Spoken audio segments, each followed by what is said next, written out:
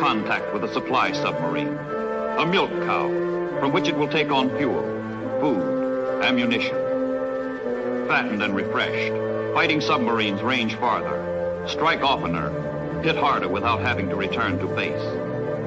The South Atlantic is now a battleground.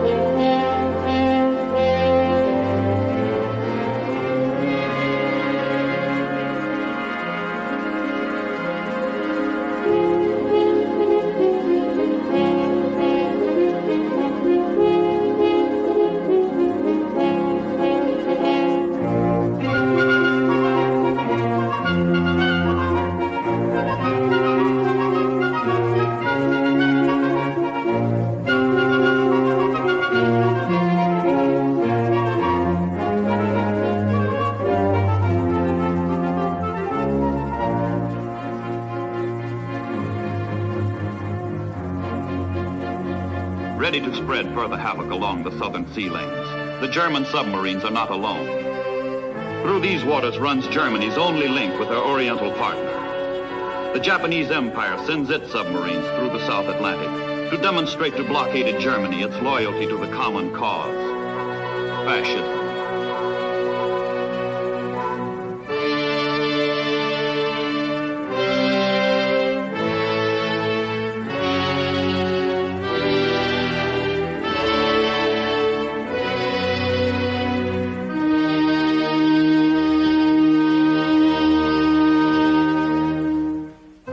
Admiral Karl Dönitz, the chief of submarine warfare, himself extends Germany's warmest welcome to his Axis comrades in arms from the far Pacific. Hitler's Third Reich cordially embraces Hirohito's sailors.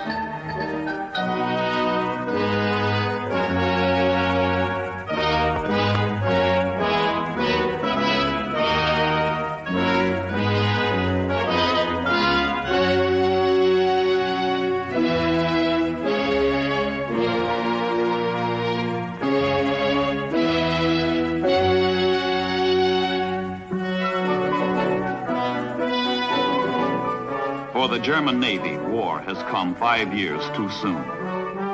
Hitler's admirals have long dreamed of a mighty surface fleet capable of sweeping Great Britain from the seas. But Adolf Hitler, impatient for his war, has not given his admirals time to build the navy for which they hoped. The German surface ships consist only of 2 old battleships, 10 cruisers, and 3 pocket battleships, which are the pride of the fleet.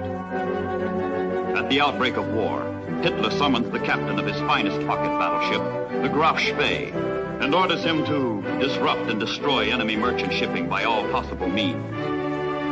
The Graf Spee is superbly equipped for her mission. Brilliantly designed, she combines maximum hitting power with the greatest possible speed. With her 33 guns, her 8 torpedo tubes, and a crew eager for blood, she heads for the South Atlantic to carry out her Führer's orders.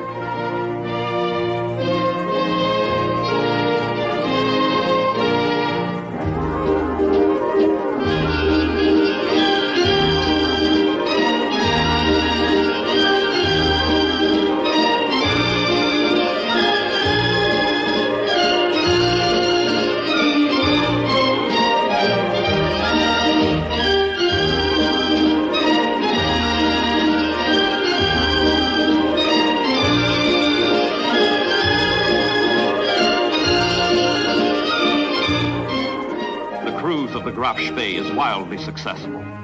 Single-handed, she hunts down and murders 50,000 tons of precious Allied shipping. As long as the Graf Spee is on the loose, no freighter within her enormous cruising range is safe. Let any merchant ship run afoul of her, and that ship is doomed.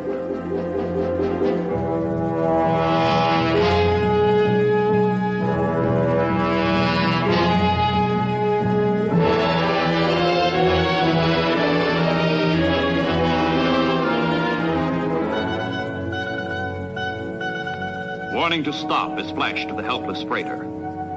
To avoid antagonizing neutrals early in the war, the German Navy holds fire until the crew is transferred from the ship marked for destruction.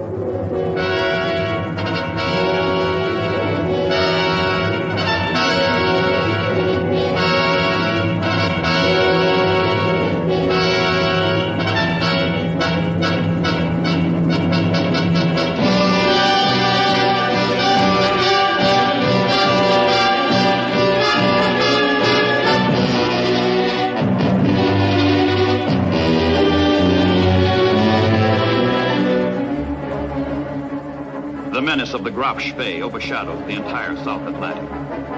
But the hunter is being hunted. British cruisers, Exeter, Ajax, Achilles, after incessant search, bring the pocket battleship to bay.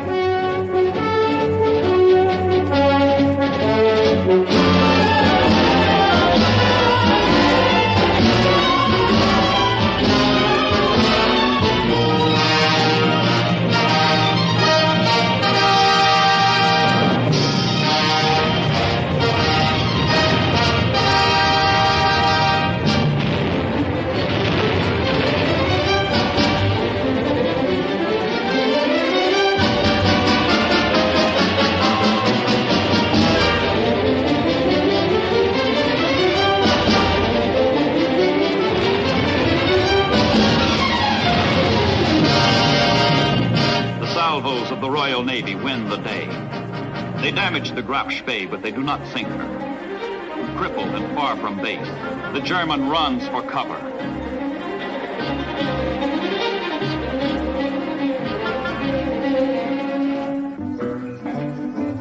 In the port of Montevideo, in neutral Uruguay, the battered Graf Spee finds fleeting refuge.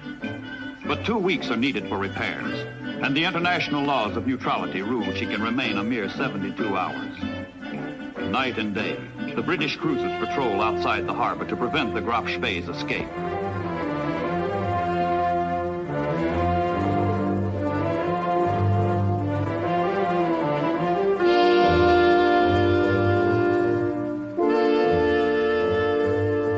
Ashore, the Uruguayan government imposes the strict neutrality rules on the German crew and rejects the desperate pleas of their captain to extend the time limit. The Graf Spee is trapped. She cannot remain, cannot escape. On Sunday, December 17th, 1939, the end comes. The Queen of the German Navy blows herself up. The Graf Spee commits suicide.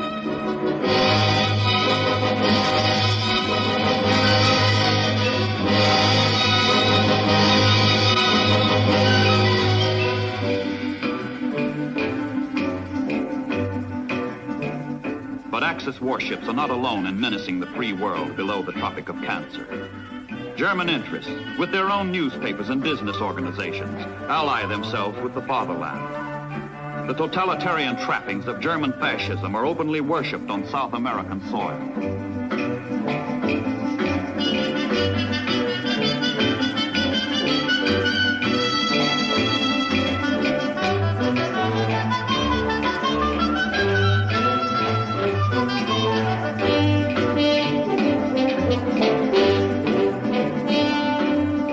Fascism even threatens the Caribbean. At the island of Martinique, important units of the French fleet lie anchored after France surrenders to Germany. The United States must prevent the ruling Vichy sympathizers on the island from transferring these ships to the Germans. The United States Navy exerts pressure to thwart such a move, keeps the warships neutralized. Strategically located islands like Trinidad, crucial to the defense of the Panama Canal and the Atlantic coast, become ramparts which the Navy uses to keep the war from the shores of the Americas.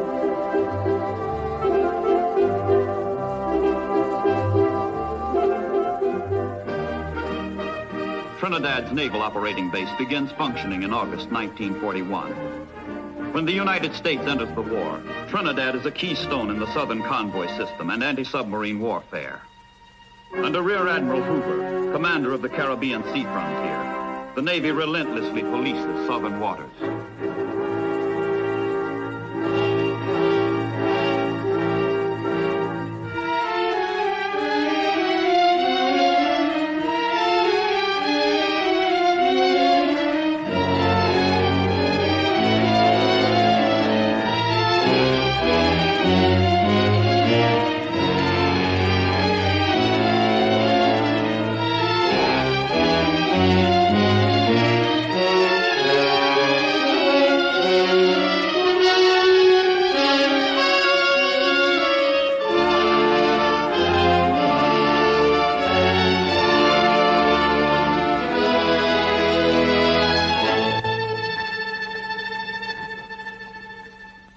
There's another kind of killer loose beneath the Southern Cross. It is not the U-boat, not a warship, but a German raider disguised as a merchantman, stalking her prey by stealth and fraud. Her victims think her an innocent freighter. But this is the Atlantis, a ravager that hits suddenly from ambush, showing her true colors only when ready to kill.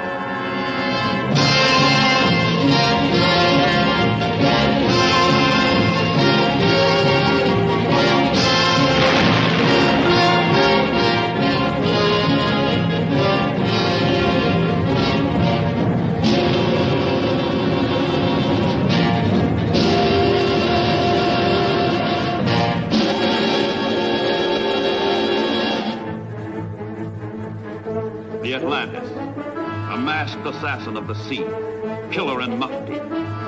Already she has slaughtered 20 ships, but she prowls for more.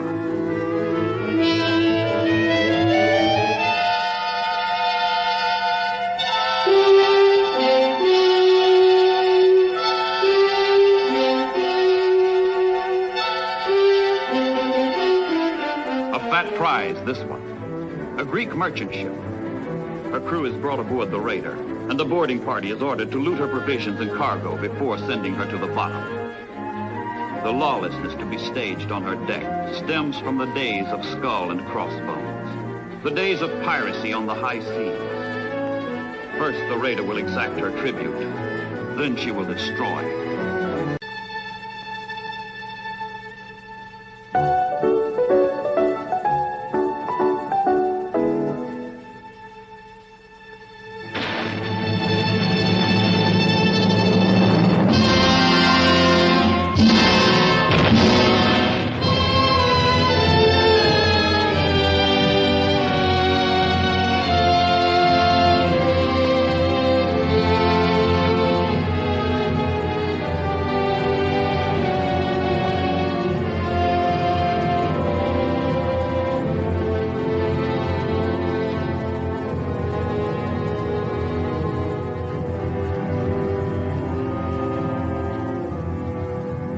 Raiders do not rove the South Atlantic unchallenged. His Majesty's cruiser, Devonshire, sweeps far and wide to flush them out of these remote, vital waters, which feed the world's major ocean arteries.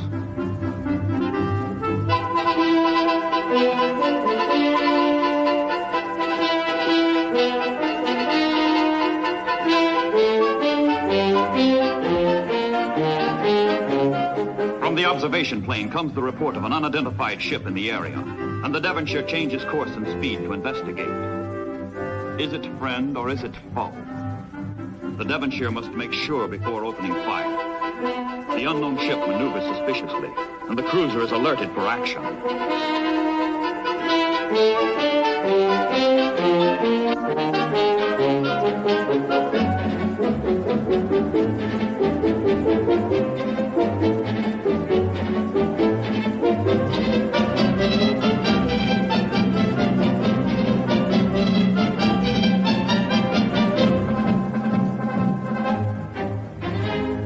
Suspicion grows into certainty as a check of intelligence reports indicates the ship may be the German raider known as number 16.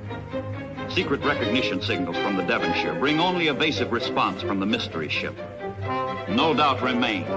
This is no friend, no innocent freighter. This is the raider Atlantis.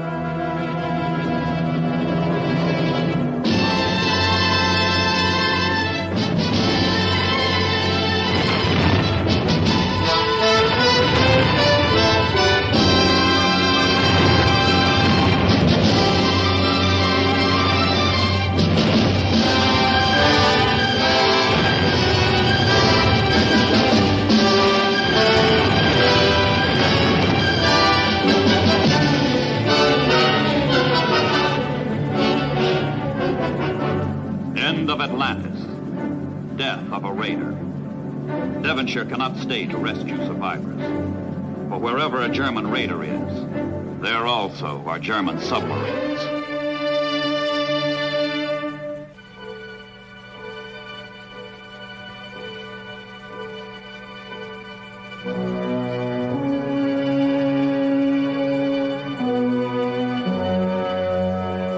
developing for combat, but too late to catch the wary Devonshire, the U-boat finds herself faced with a mission far different: rescue at sea. For surviving crewmen of the Atlantis and the captured Allied seamen from her victims, the providential appearance of the submarine means sudden salvation.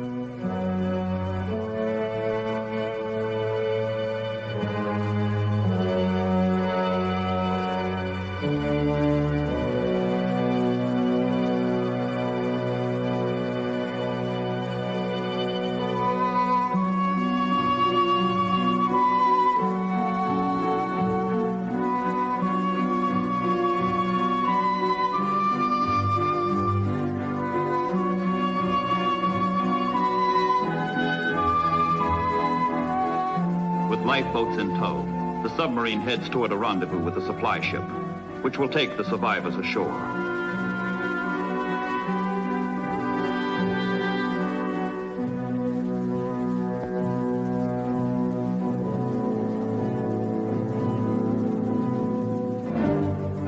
Halfway between Africa and South America, midway in the South Atlantic, Ascension Island, a barren slab of volcanic rock, transformed by a freak of war into a militant center. American engineers transformed this isolated English possession into a hornet's nest for the enemy, a haven for friends.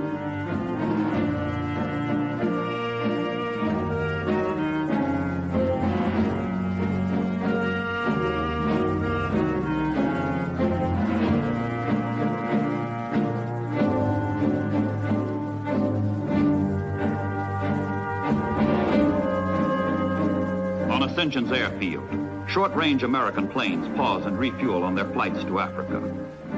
And from Ascension, patrol planes wing out in both directions, where the bulge of Africa and the bulge of Brazil squeeze the ocean together into the South Atlantic narrows. Here the hunt for U-boats is pursued in a monotonous, unrelenting manner. Here more submarines are destroyed than in any other comparable stretch of ocean.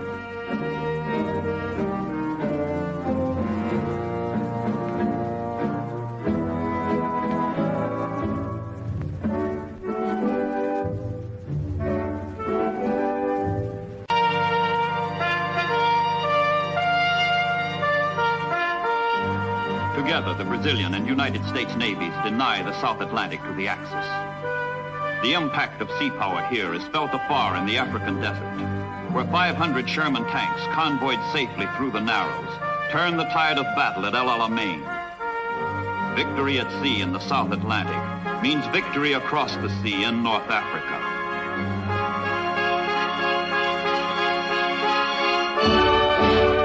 To be won. Rubber. Here in the far-off primeval forest, the first primitive steps are taken to shoe the wheels that one day will roll across Italy and France, and into Germany.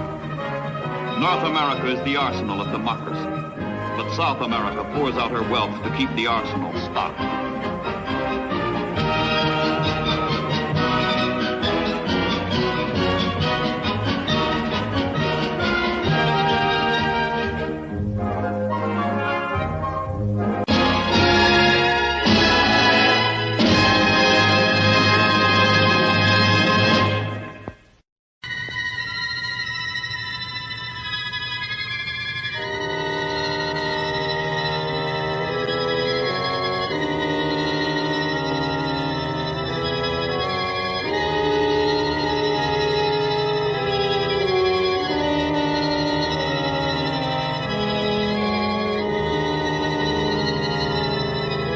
A few hours ago, and a few hours hence, over the vast, empty territory of Alaska, Americans fly tedious, repeated patrols. War has come to the wilderness, waste, void of the ultimate North.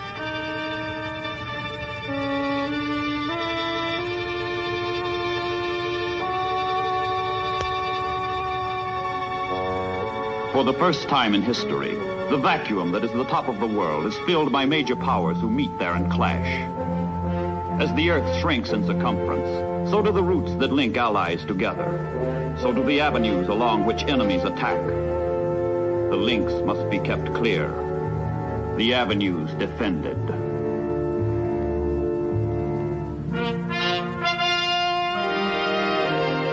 After Dunkirk, while Englishmen stand at bay, marshalling their strength, they strike to the north. Under Lord Mountbatten, crack commando troops hit key enemy coastal positions with swift, ravaging raids in the ancient tradition of the Royal Navy, the tradition of Drake and Essex. In March of 1941, a commando force works its way through tortuous Arctic waters to stab at the Lofoten Islands off German-occupied Norway. Fish oil tanks, factories, and installations crucial to the enemy war machine are marked for destruction. The creed of the commandos? Plan thoroughly, strike boldly, retire swiftly.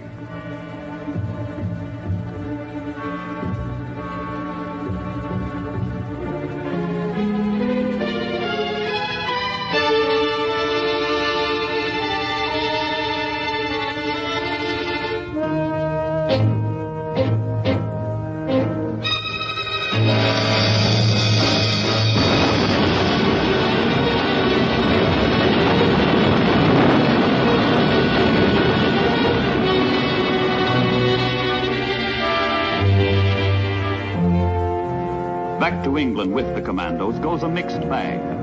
Local quislings and captured German officers.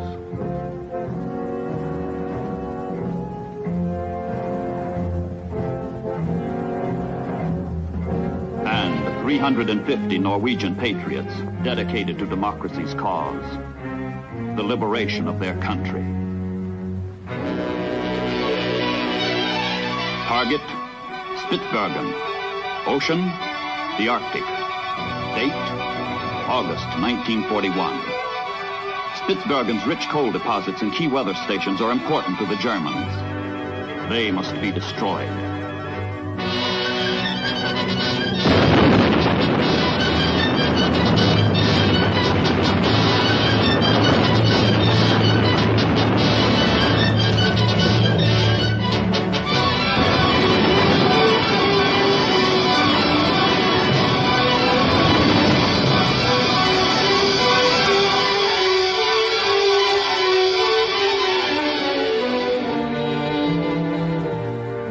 The magnetic north draws raids of increasing scope and violence. A powerful commando force strikes at Norway's Vagso Island in December 1941 to weaken the enemy hold and reduce his power over the sea lanes of the Arctic, which connect England and the United States with Soviet Russia, now an ally. But Vagso is heavily fortified, and stubborn German defenders fight back.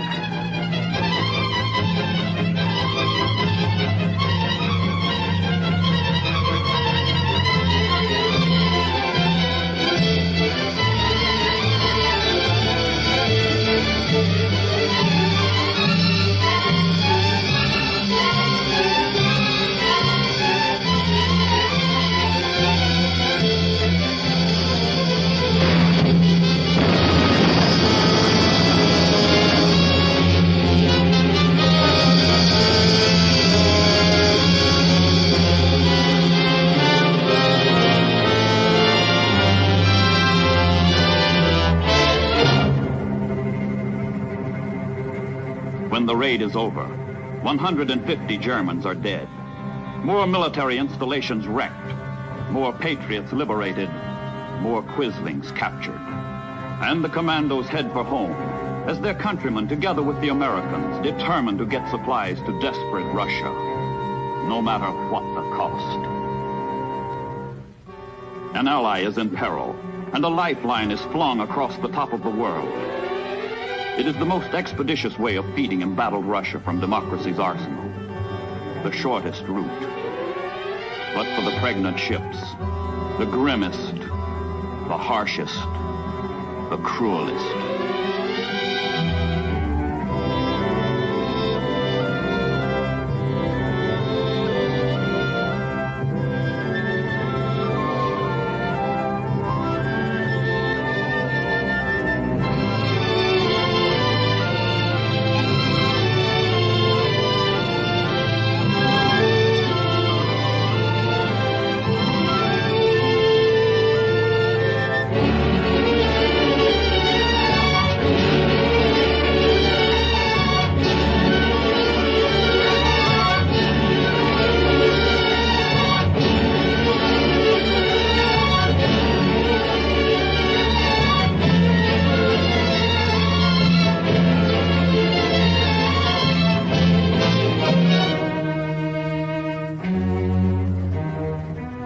German air bases in Norway and Finland, detailed reports on convoy movements come in from long-range reconnaissance planes. The Nazis have a magnificently effective plan to change the color of the Arctic from white to red.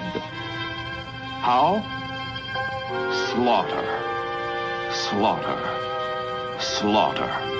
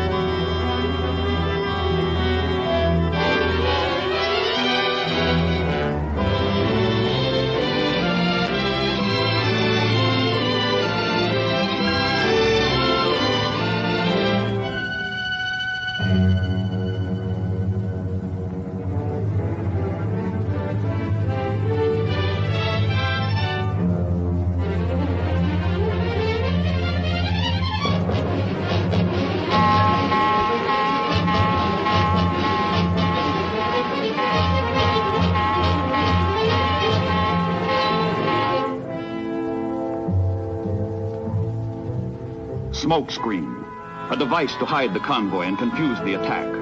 Any and all means of defense must be taken against the terror about to strike. High-level bombers and low-level bombers, torpedo planes and strafing planes, submarines, the entire holocaust of Nazi fury.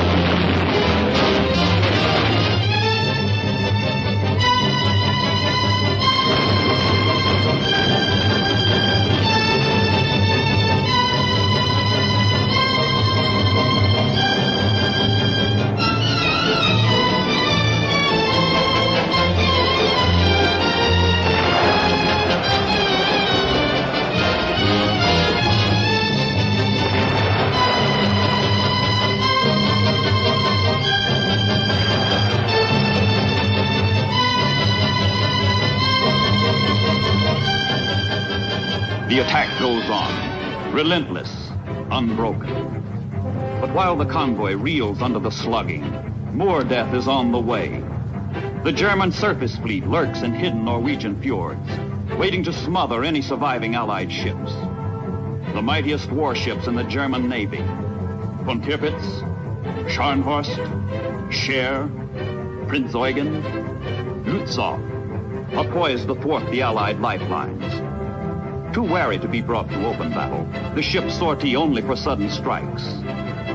But when they do, the Royal Air Force catches them and smashes the Germans as the Germans smash the convoys.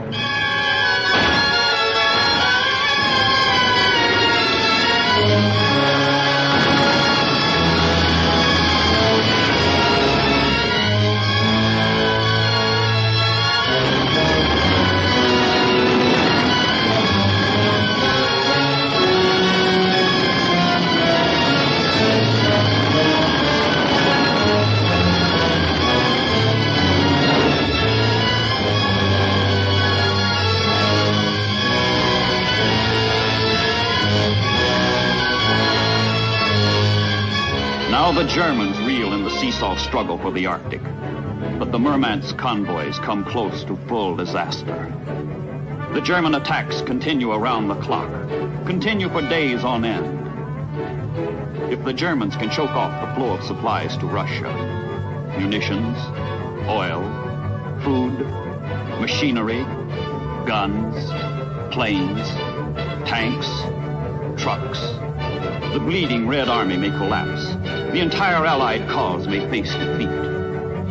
The battle is in balance, and Goering's Luftwaffe spares nothing to tip the scales.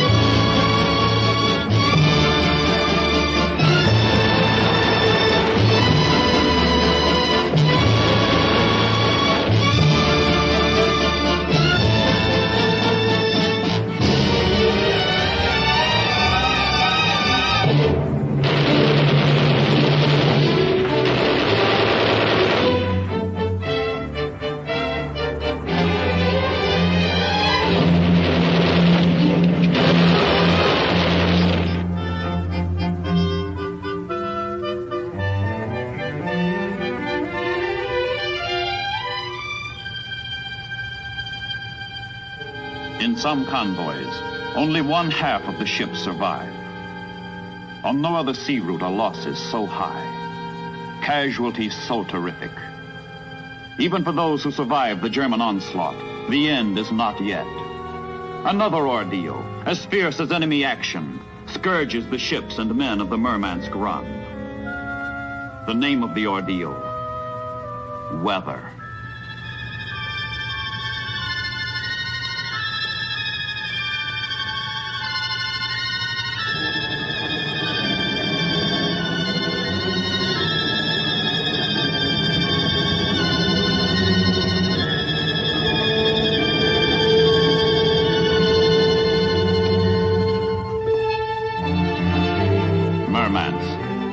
The goal. Journey's end. Through its ice-free harbor pour many thousand tons of Allied supplies that sustain a friend whose call for help we are pledged to answer. Here American, British, and Canadian seamen make their proudest boast. Despite Nazi hell and Arctic high water, we deliver the goods. The goods that bolster Russia in her darkest hour and help stem the German hordes at Stalingrad.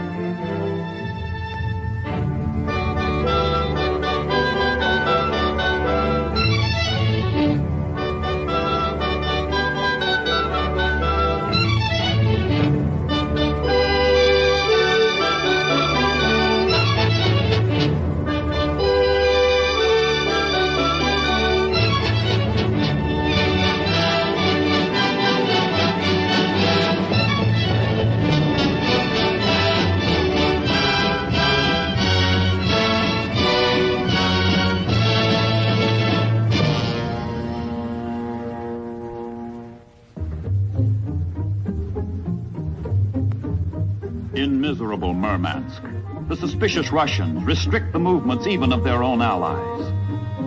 But sometimes surviving Allied sailors meet Russian seamen as friends, as comrades in arms.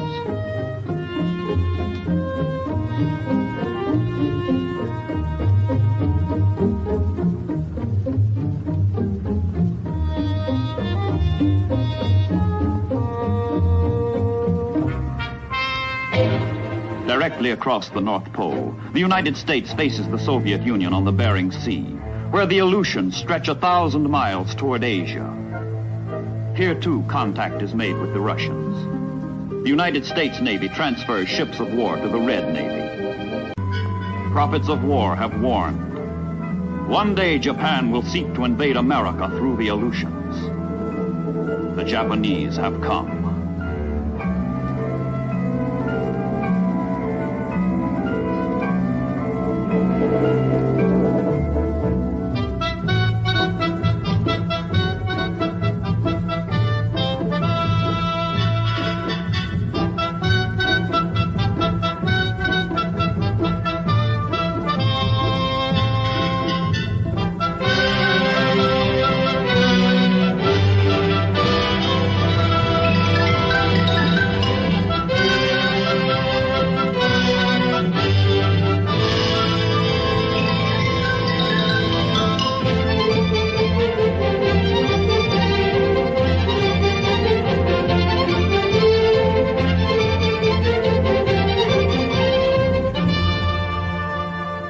June 1942. Attu occupied without opposition. Kiska occupied without opposition. 10 forlorn Americans are captured at the Kiska weather station. At scattered, dreary, undermanned bases, like Dutch Harbor in the eastern Aleutians, American pilots brave the world's worst flying weather to harass and reconnoiter the Japanese. Their mission is to neutralize the enemy on Attu and Kiska, cut off his supplies and make the islands worthless, until men and ships can be gathered to recapture them. Attu and Kiska in Japanese hands menace the United States, but in American hands they will threaten Japan. Both sides fear attack by way of the Aleutians. Each side seeks to block the other.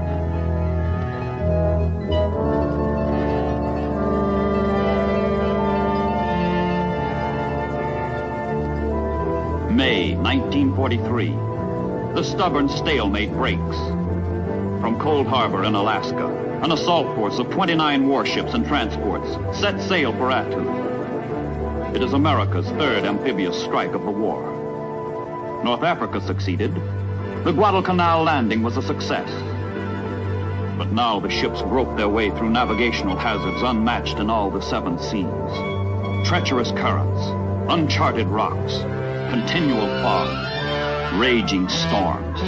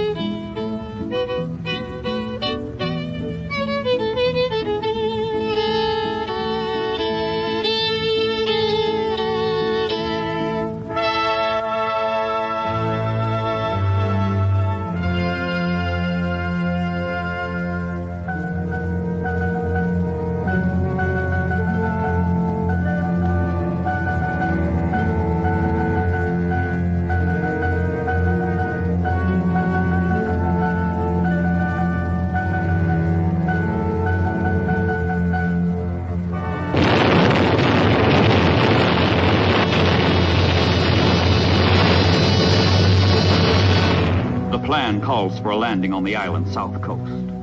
The place? Massacre Bay. The orders: advance into Massacre Valley, where the enemy waits.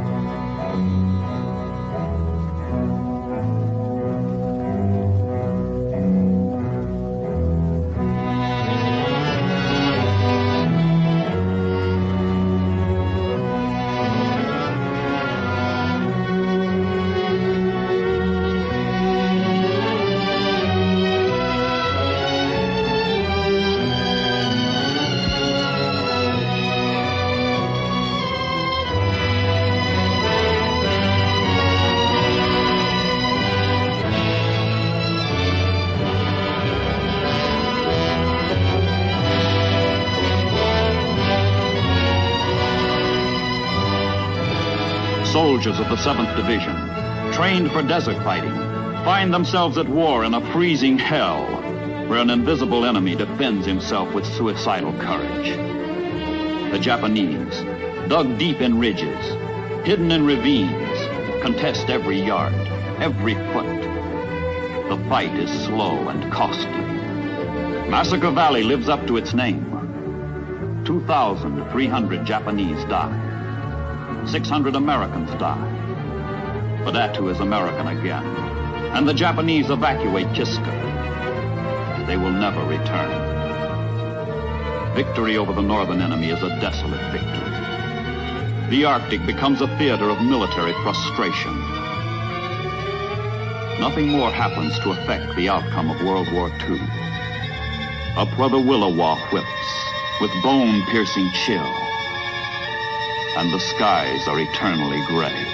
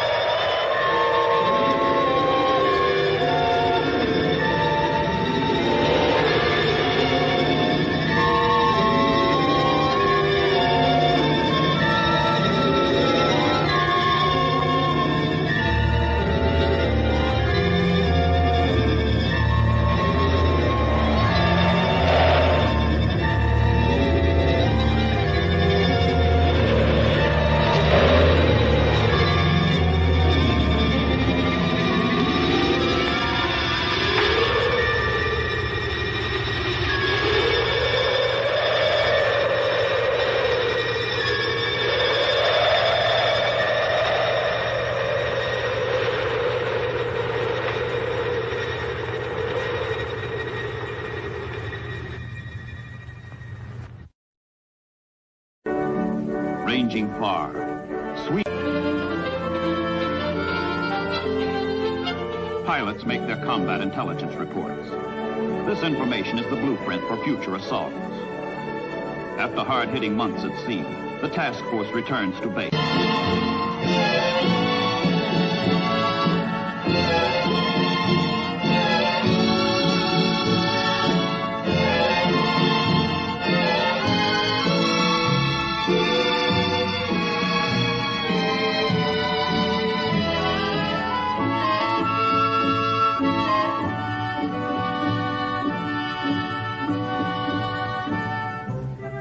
Assault troops.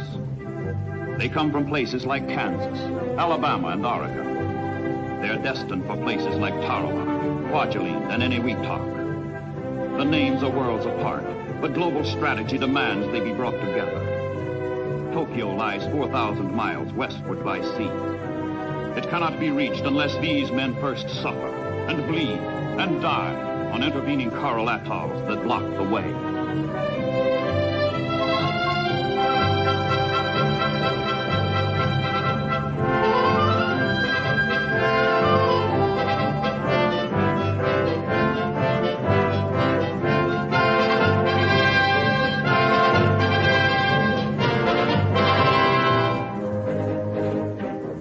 The Battle of Midway, Admiral Spruance, is named Commander, Central Pacific Forces, by his chief, Admiral Nimitz. Under Spruance, powerful fast carrier forces sail from Pearl Harbor to test the possibilities of sustaining seaborne air power far from base, far from land support.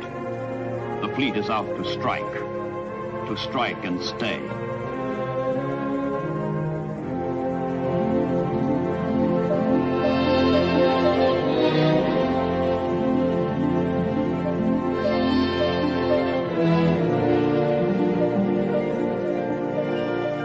New Essex-class carriers bring air power where air power is needed, anywhere, anytime. Each of the 27,000-ton ships can be driven through the water at a speed that keeps pace with the fastest units in the fleet.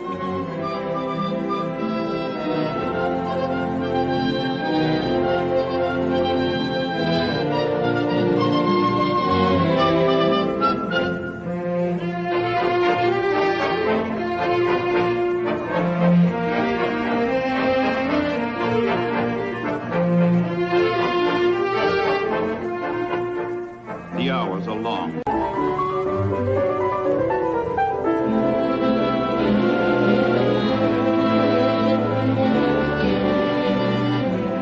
But the business of warships is war, and the task force speeds steadily toward the target, into battle.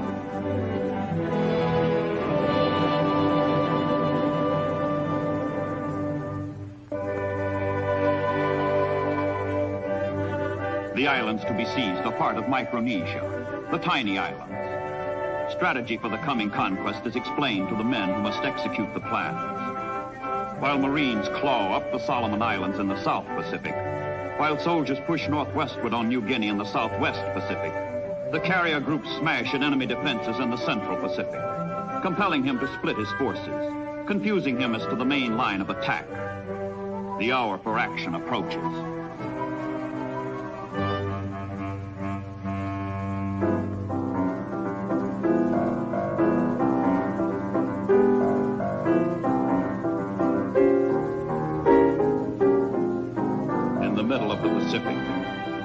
In the middle of nowhere, every sailor in every part of the ship prepares for the coming attack.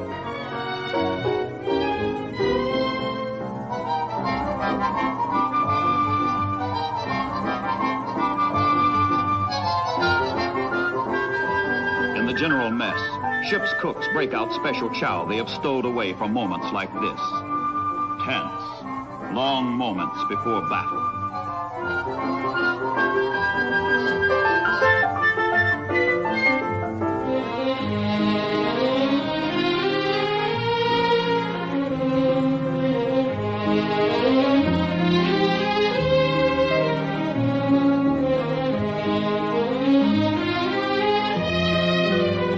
None says, but all know, some shipmates, at ease today, will be dead or wounded tomorrow.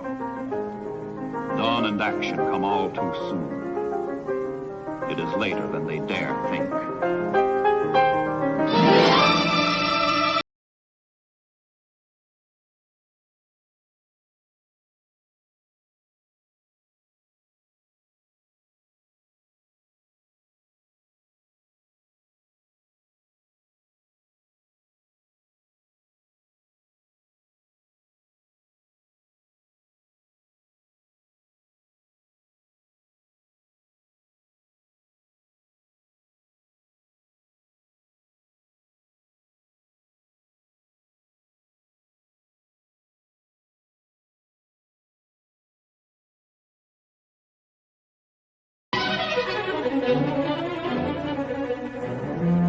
The carrier planes go in to bomb and strafe the target, and the ships unleash arsenals of shell fire. At Tarawa and Macon, at Kwajalein and Eniwetok, at Majuro, at Roy, and at Namur, sailors prepare the way for soldiers and marines.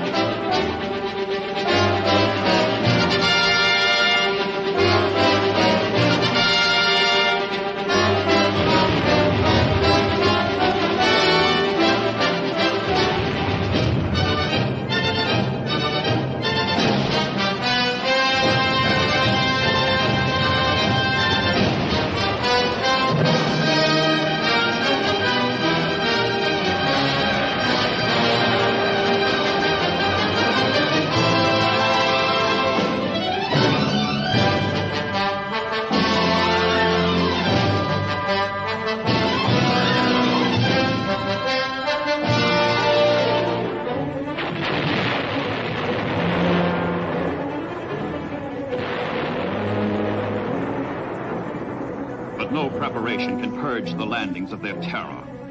Japanese resistance makes an inferno of every beachhead, a hell of every shoreline. American troops are pushed to the limit of endurance, but they endure.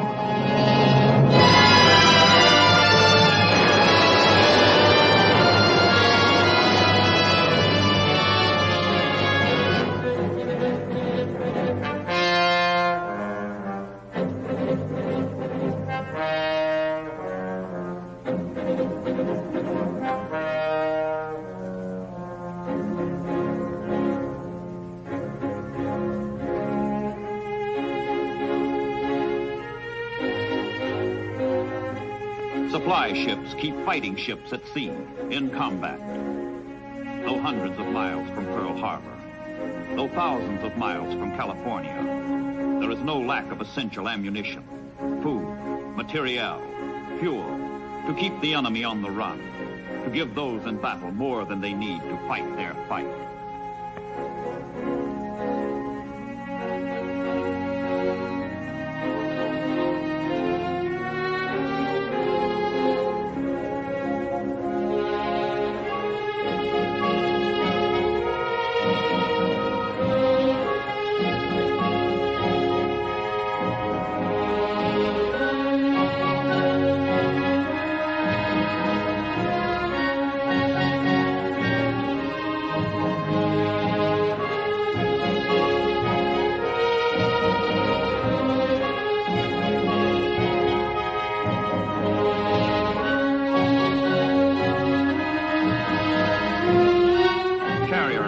Not only spearhead invasion, but they lend close support to ground troops when and where needed.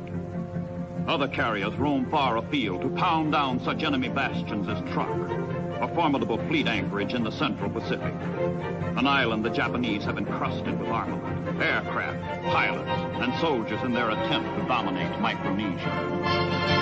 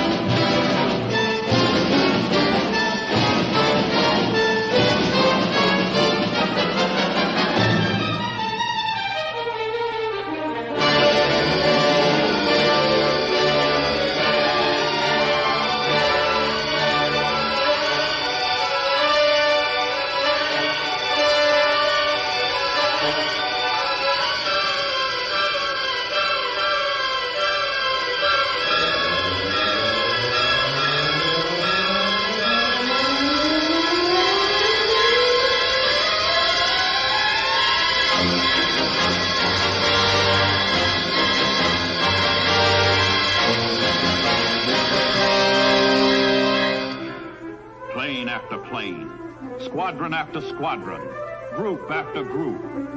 The carriers hurl skyward young pilots who will help break the Japanese hold on the Central Pacific. 12 fast carriers, 100 planes to every ship, fighting Hellcats, dive-bombing Dauntlesses, Avengers armed with torpedoes, winged warcraft fill the sky.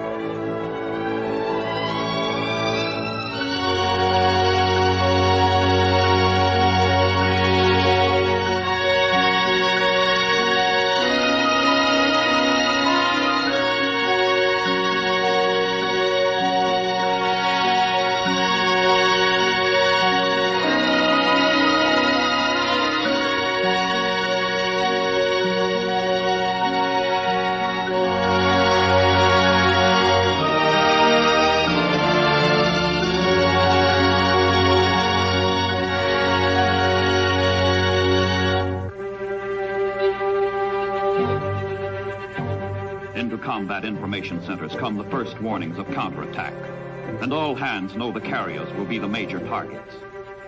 Radar data is swiftly translated into symbols and precisely plotted. The meaning of plot and symbol is all too clear, all too simple. Enemy planes approaching.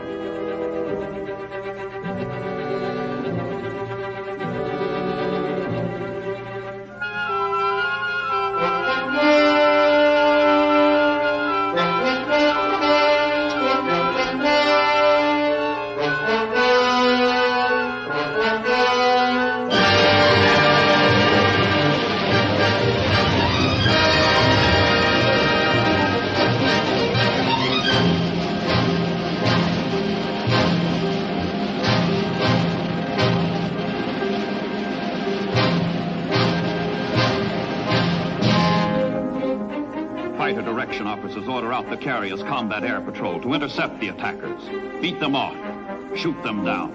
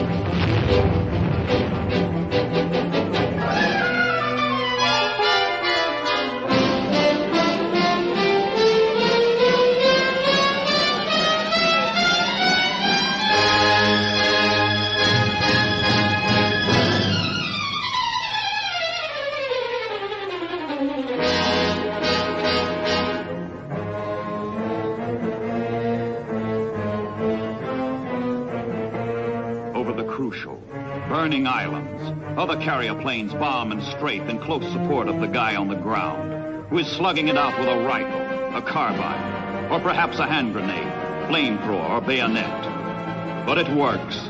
American soldiers, sailors, Marines,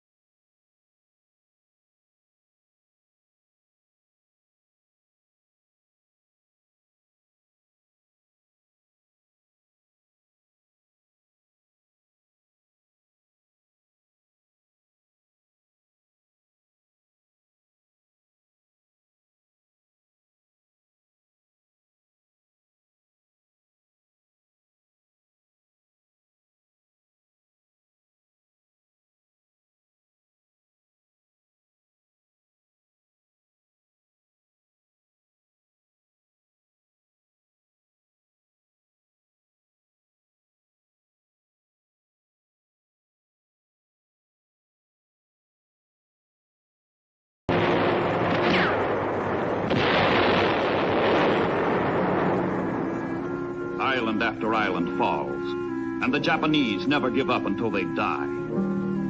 But there are always a few survivors, too stunned to fight on, too broken to resist.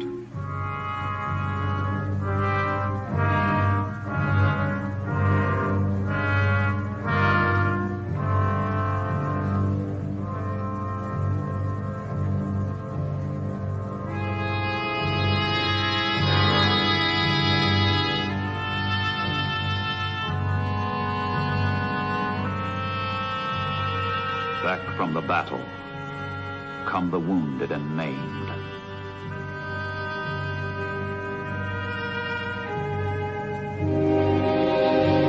Back to the carriers come the shattered and crippled.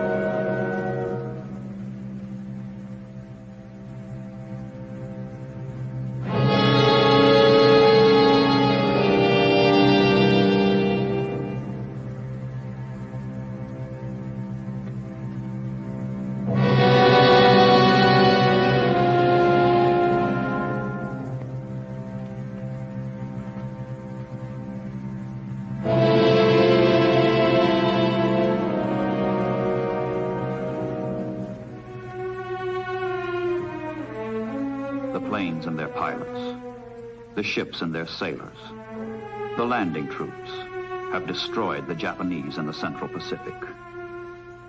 They have profoundly altered the course of World War II. They have torn over 800,000 square miles of Pacific Ocean area from the enemy. Tarawa, Kwajalein, Eniwetok, war. Tarawa, Kwajalein, Eniwetok, sacrifice. Tarawa, Kwajalein, Eniwetok, victory.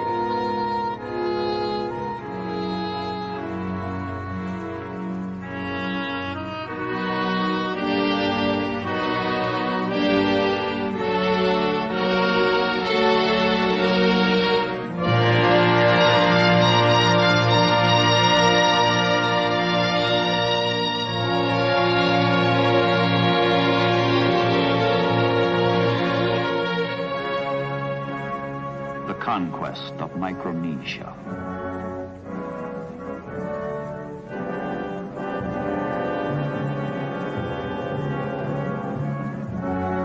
O God, we pray Thee that the memory of our comrades fallen in battle be ever sacred in our hearts, and that the sacrifice which they have offered for our country's cause may be acceptable in Thy sight.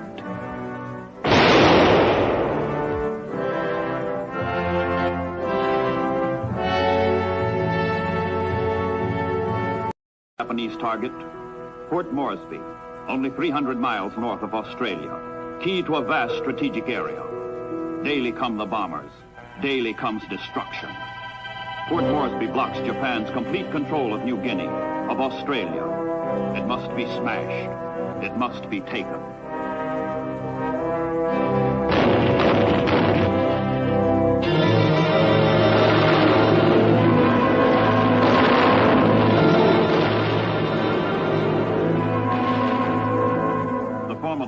Stanley mountain range stands between the Japanese base of Buna in northern New Guinea and Port Moresby in the south. Miles of jagged hills and gloomy gorges, steep escarpments and trackless jungle, a frightful natural barrier. But in July 1942, the Japanese began to move over the mountains. In their earlier amphibious attempt to take Port Moresby, they were turned back by the United States Navy at the Battle of the Coral Sea. Now the Japanese are forced into an overland trek of 1,000 man-killing miles to reach their target.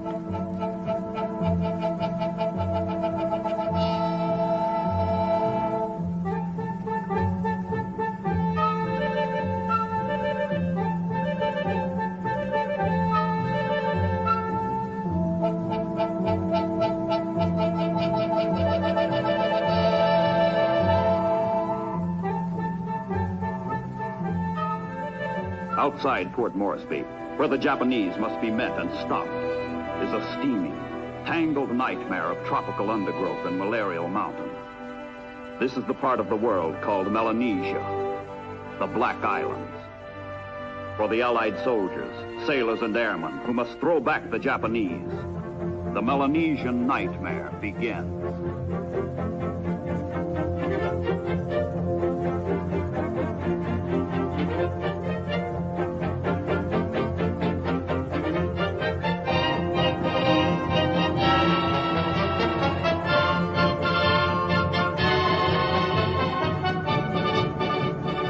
Papuan guides thread the troops through the jungle labyrinth. Australian infantry has stopped the Japanese a scant 30 miles from Port Moresby. Now it is the Allies who must advance through tortuous New Guinea, against a foe fiercely resisting.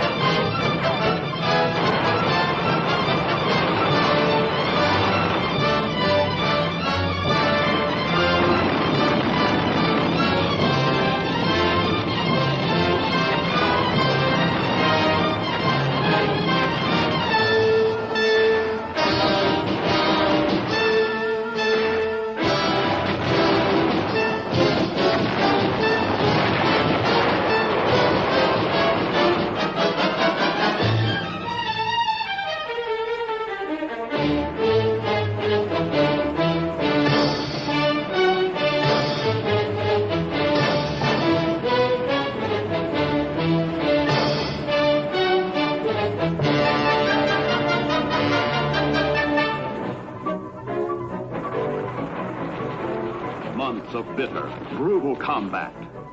But the Allies push inexorably forward into the strategic Dobodura Plain with its vital airstrip, only 6 miles from New Guinea's north coast.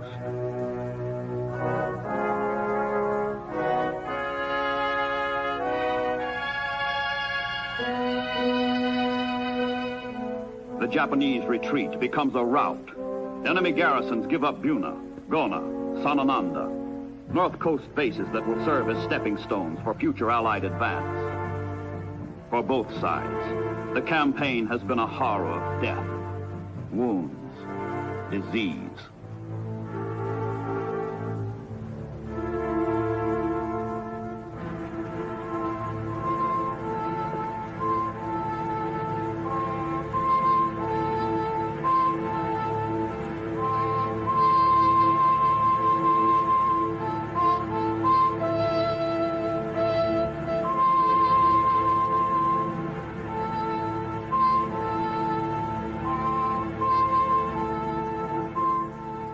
In March 1943, American air reconnaissance discovers a major Japanese move to strengthen their hold on the rest of New Guinea. A troop convoy of 16 ships sets out from Rabaul and heads into the Bismarck Sea.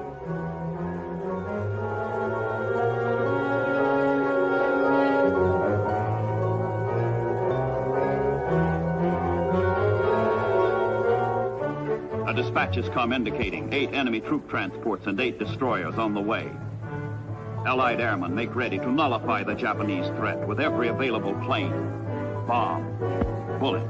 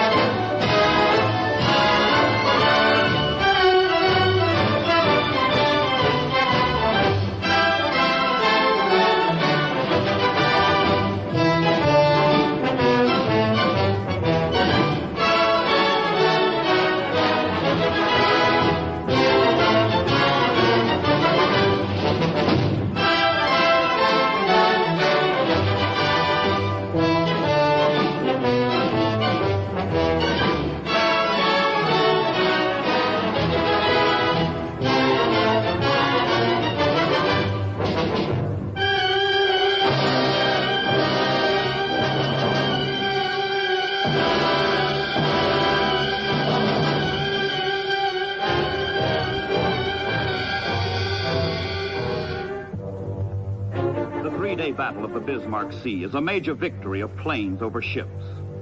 All 8 enemy transports are sunk.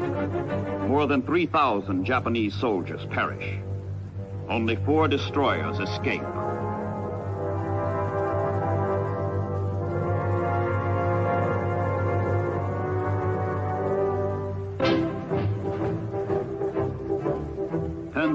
Miles from the Bismarck Sea.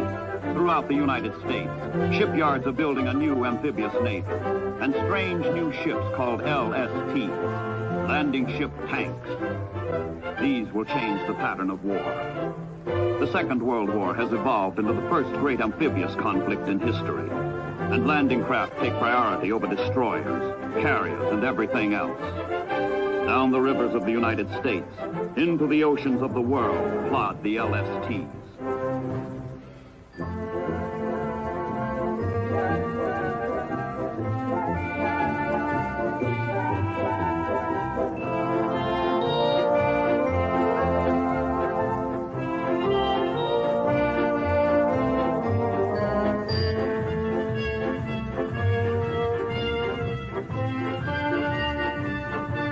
Landing ship tanks, but she will be used for everything else as well. And loading her for combat becomes a job for experts. The 2,100 tons of materiel she carries must be stowed aboard in precise sequence and proper order, so that what is needed worst can be put ashore quickest when she joins battle on some remote beachhead.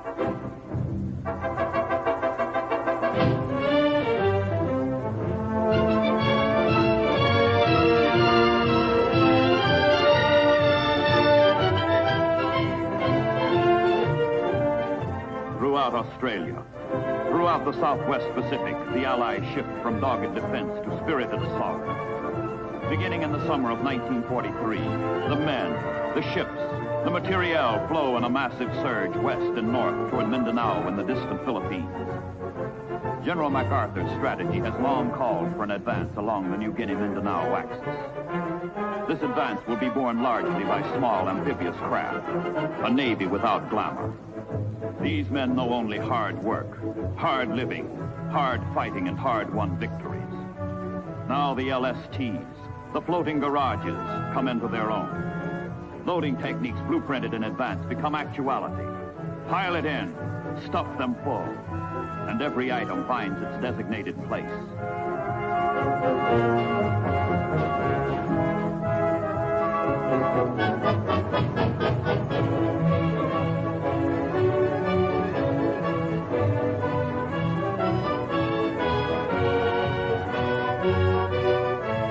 MacArthur, Supreme Commander, Southwest Pacific Area, accompanies the assault troops with Rear Admiral Barbie, Commander of the 7th Amphibious Force.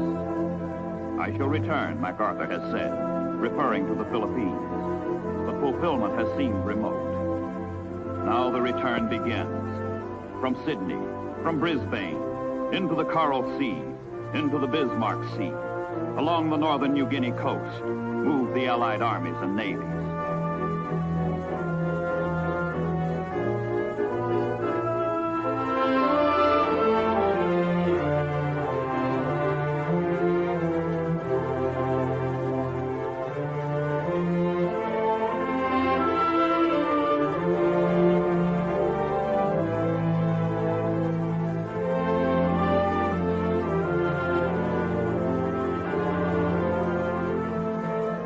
These are combined operations, carried out by the forces of several nations working in closely welded units. Ships of the Royal Australian Navy do yeoman service with the convoys, fight with all they have in battle.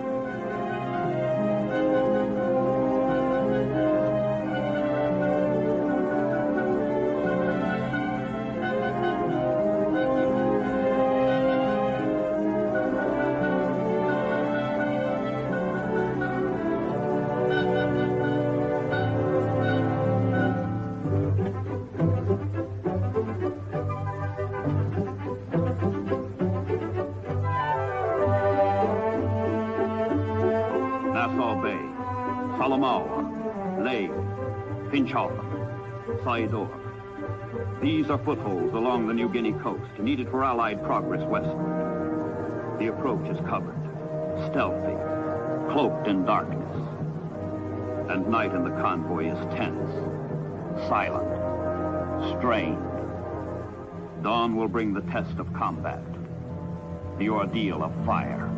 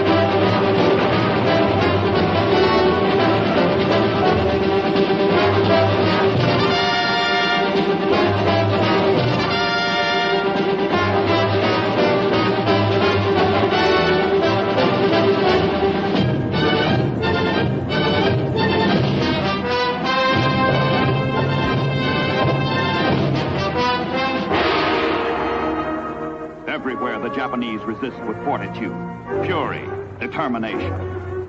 Cut off from their bases, with retreat impossible, they fight the losing battle for New Guinea.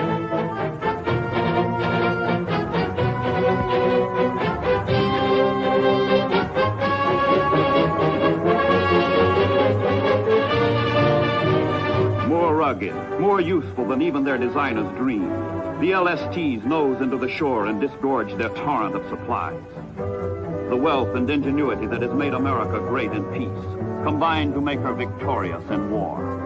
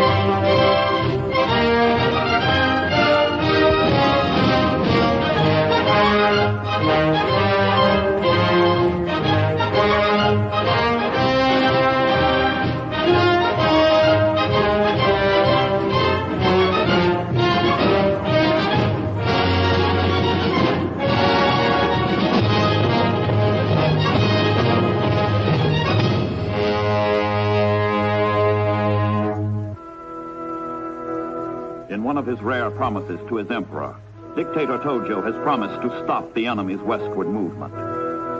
The Imperial Japanese command, having lost the initiative, falls back on the tenacity of the foot soldier. All the strength that can be spared from other theaters is mustered to hold Western New Guinea for the Empire.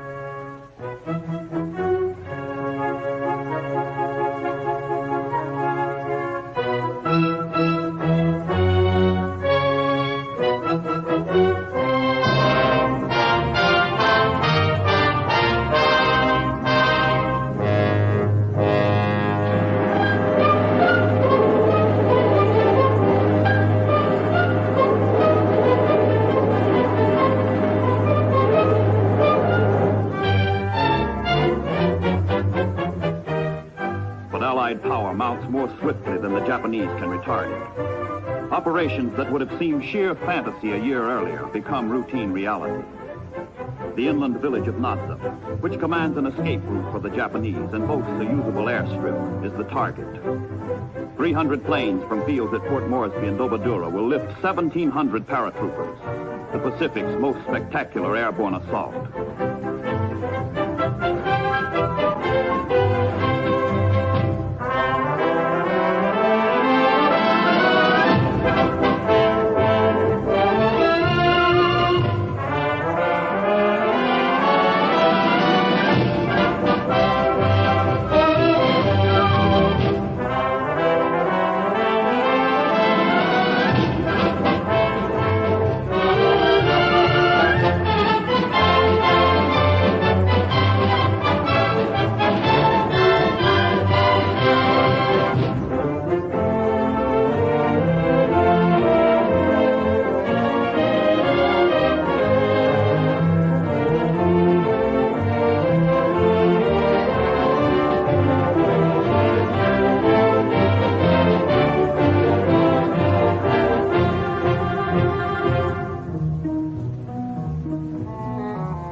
Whether the invading troops find their footholds on New Guinea from the air or from the sea, the jungle is equally cruel, the enemy just as malevolent. But the Allied infantry learns what the Marines have proved on Guadalcanal. Skill, courage, and superior equipment defeat the Japanese.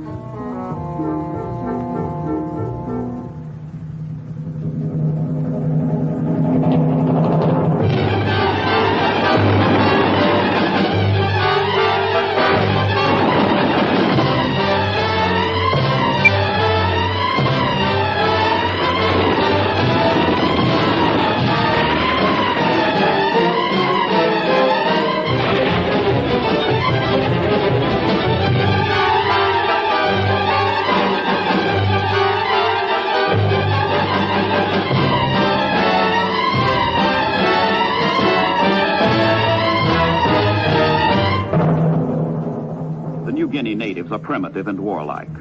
Headhunting and sorcery are part of their lives. But an enlightened colonial administration has won their loyalty.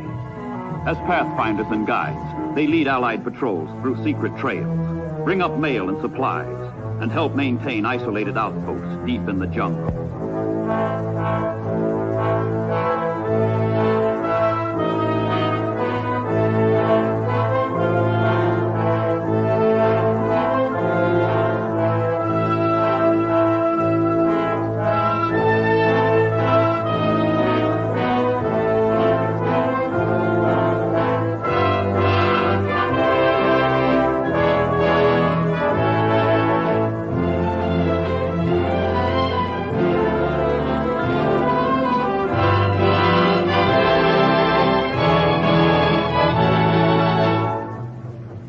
But it is sea power that makes possible the longest strides along the axis leading from New Guinea to Mindanao. With increasing mastery of the amphibious technique, landing follows landing on a smooth, uninterrupted schedule.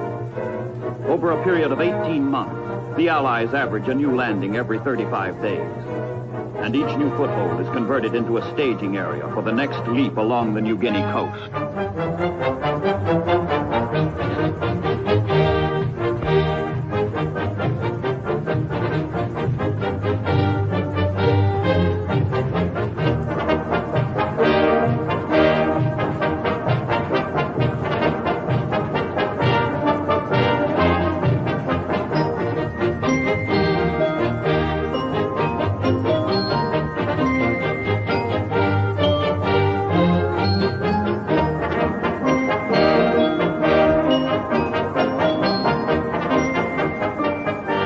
Sluggish, 12-knot pace wins a new designation from the crews of the LST.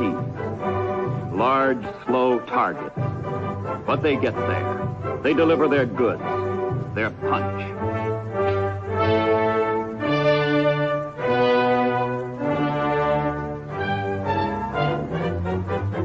Admiral Nimitz, Commander-in-Chief of the United States Pacific Fleet, and General MacArthur work out the grand design for the westward advance. Nimitz supports MacArthur, making possible huge leapfrog jumps along New Guinea's coast. With Itape and Hollandia, the Allies will be 400 miles nearer to the goal, nearer to the Philippines.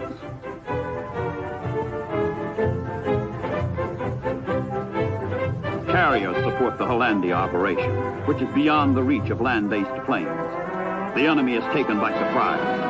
The fine anchorage of Humboldt Bay and 3 airstrips are wrested from the Japanese.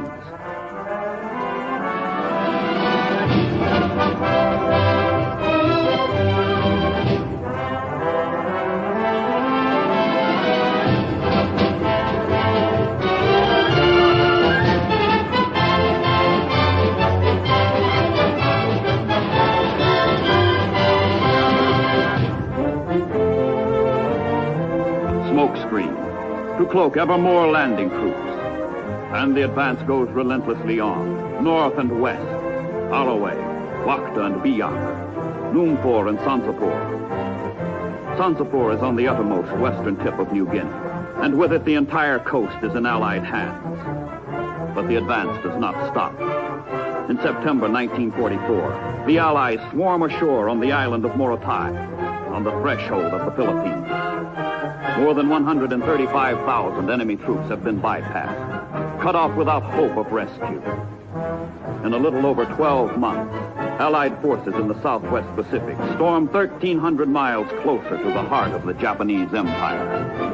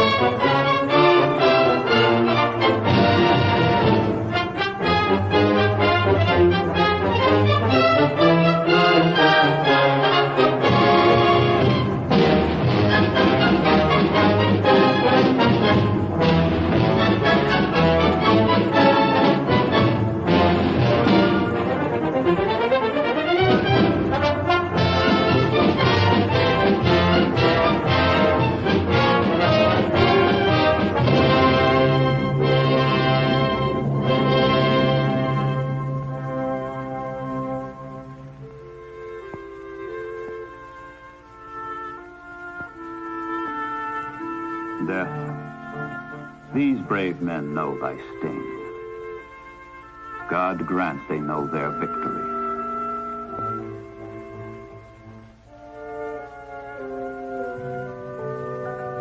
In Tokyo, throughout Japan, a weird, an unreal atmosphere of victory and invincibility still prevails.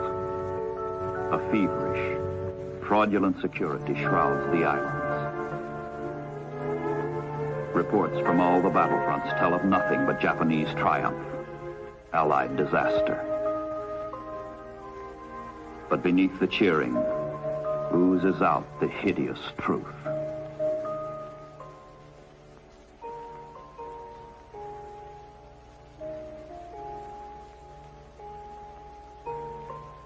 Back from the battlefronts come the white boxes with the ashes of the dead, the fallen. Welcome home, young man. You were ours, and they took you away.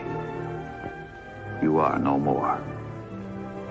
Suns may set and rise, but you must sleep on during one never-ending night.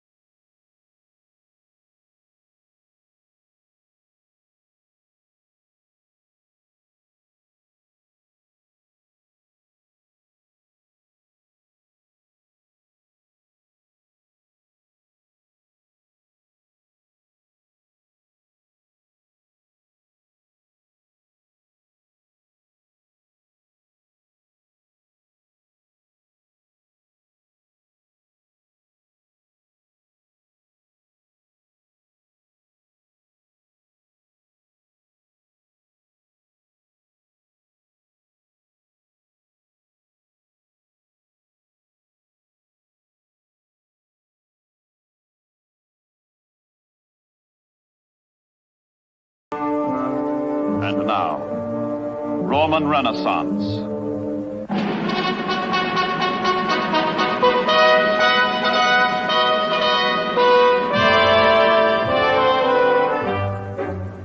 Hitler heads south to harden his pact of softening steel.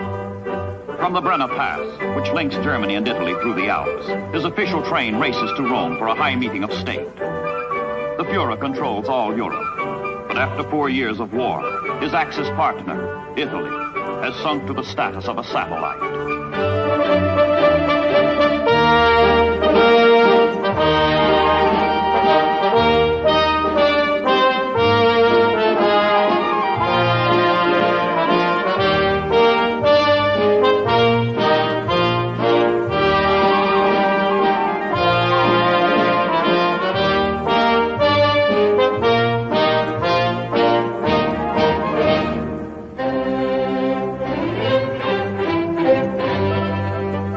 Italy's dictator, Mussolini, and Italy's king, Victor Emmanuel III, greet their German overlord. All Rome is on dress parade. And behind the props of the black-shirted fascists, it is the brown-shirted Nazis who call the tune.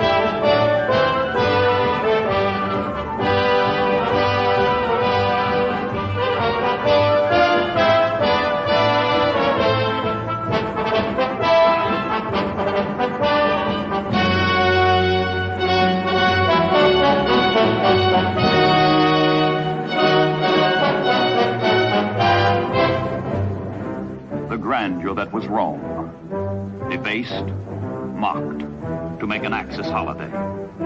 After 2 decades of dictatorship, Mussolini's regime still retains its outward flamboyance and flashes a gaudy front to the world. But the foundations of fascism are crumbling. Its days are numbered. This is the twilight of an era.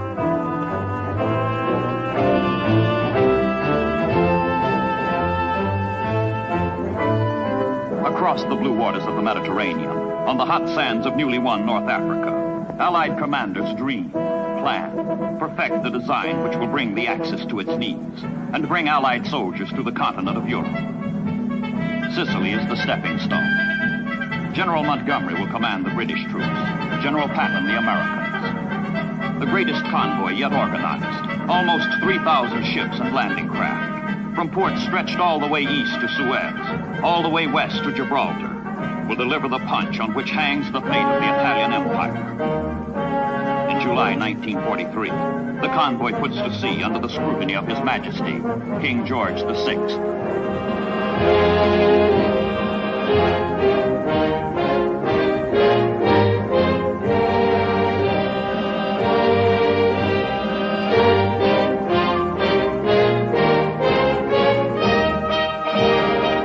160,000 Allied soldiers move toward Sicily. No enemy action challenges the passage of the ships, but another and more awful hazard intervenes. In the path of the smooth-sailing convoy, a storm is making up. Unseasonable, unpredictable, threatening weather. It is too late to turn back. Land-loving troops sail into the tempest.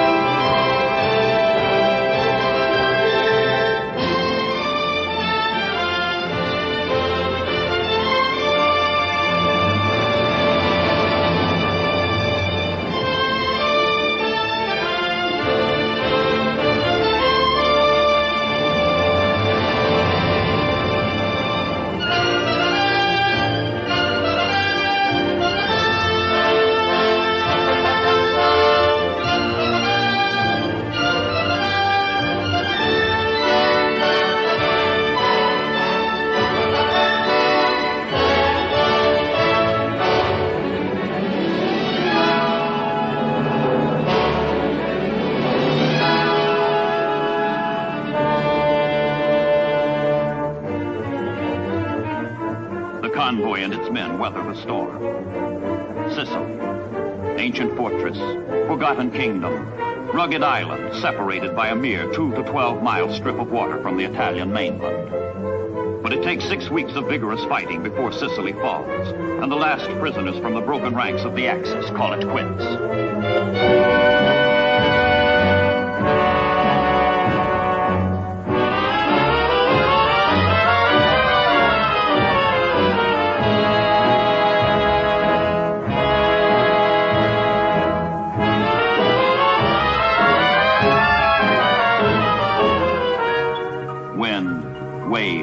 weather, ignore man's war. Again, nature lashes the Allied sailors, this time carrying Axis prisoners back to North Africa.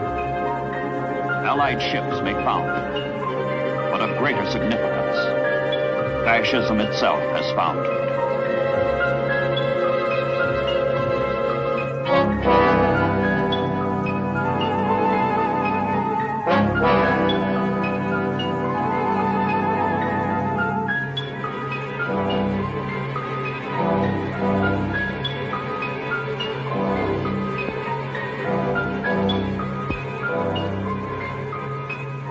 The Germans turn Italy into an occupied country. Mussolini and his fascists are now the slaves of Hitler and his Nazis. From France and from the Balkans, the Germans send fresh troops into their new province of Italy. Their high command has calculated correctly. The next Allied blow will fall in the Gulf of Salerno, 185 miles northeast of Sicily, on the Italian coast. The attack comes, and the Germans are waiting.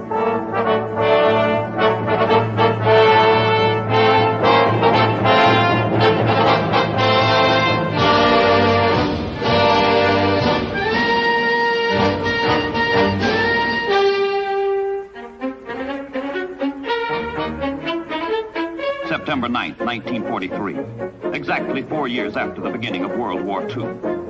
The United States Fifth Army and the British 10th Corps hit the Italian mainland, knocked the first hole into the fortress of Europe. Salerno is only 40 miles south of Naples, the greatest port in southern Europe. That is what the Allies are after. But first they must slug it out with the Germans. The Gulf of Salerno becomes the Gulf of Despair.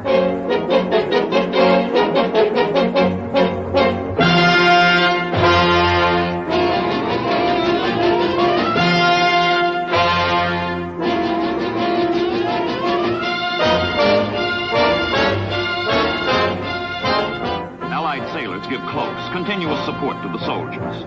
The invasion becomes a duel of cannon. Guns afloat against guns ashore.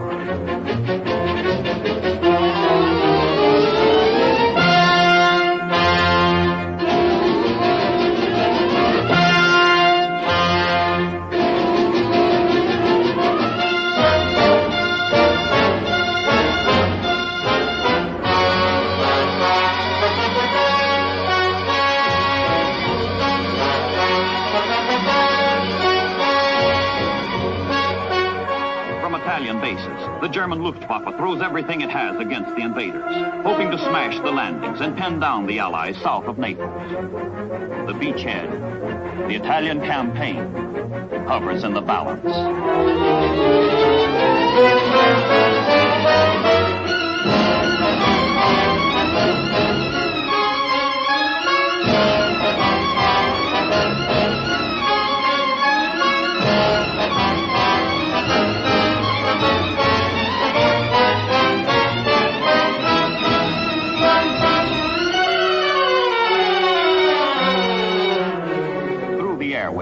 German propaganda blankets the world with the news that the invaders are being thrown into the sea. But the flow of Allied men and supplies continues in the face of a new, fearsome weapon used by the Germans for the first time, the remote-controlled glider bomb.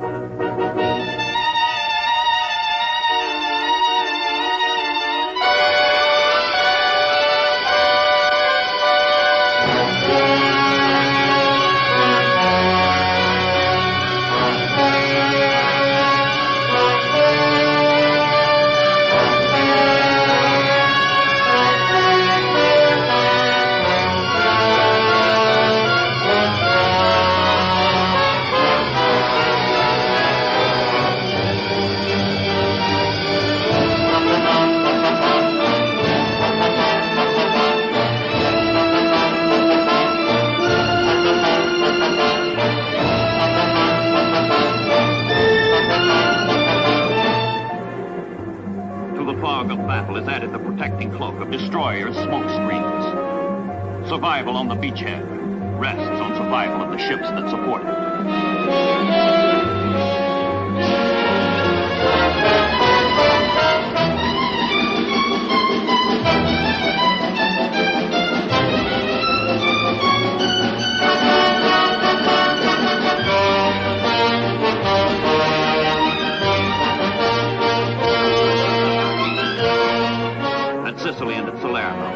landing ship's tanks, the LSTs, are formally christened in action, in fire. They are destined to become an integral part of all future amphibious operations.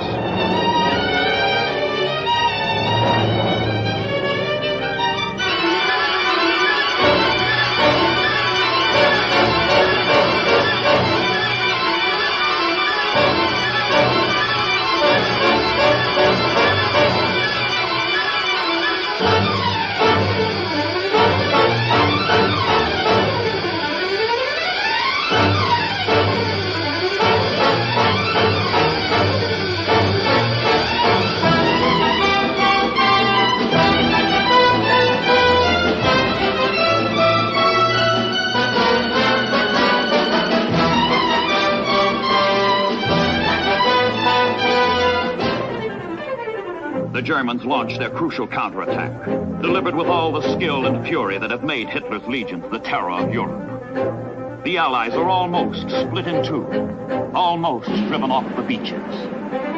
Almost.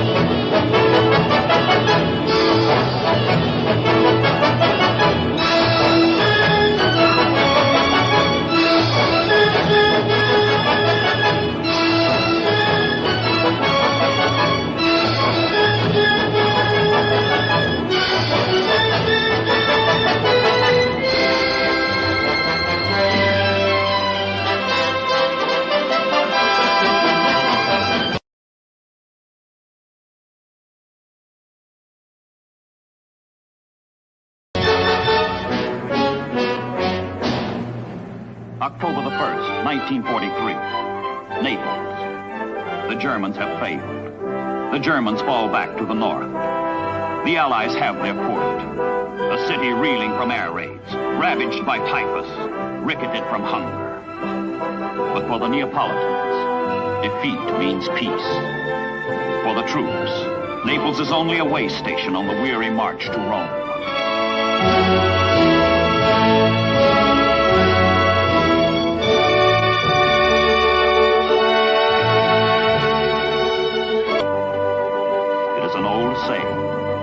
But war has given it a new and bitter meaning. Thousands have died for the harbor of Naples, and the Germans have systematically, ruthlessly, thoroughly ruined, clear to receive the avalanche of supplies needed to sustain and broaden the Italian campaign. Naples is the reward for the ordeal of Salerno.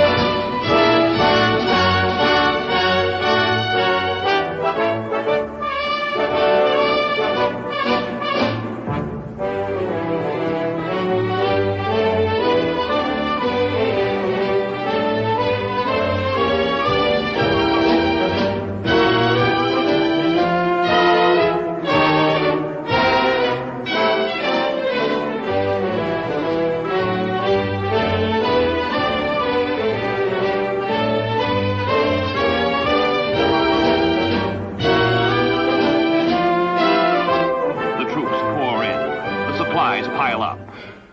But inland, at Crescendo, the Germans stand entrenched, immovable, and the campaign becomes a bloody, futile stalemate. Checked on land, the Allies counter with a sweeping flank attack by sea. From Naples and Salerno, a convoy sails 120 miles up the coast to Anzio, only 30 miles south of Rome itself. The Americans call it an end run. The British call it a cat claw. 50,000 troops are put ashore behind the flabbergasted Germans.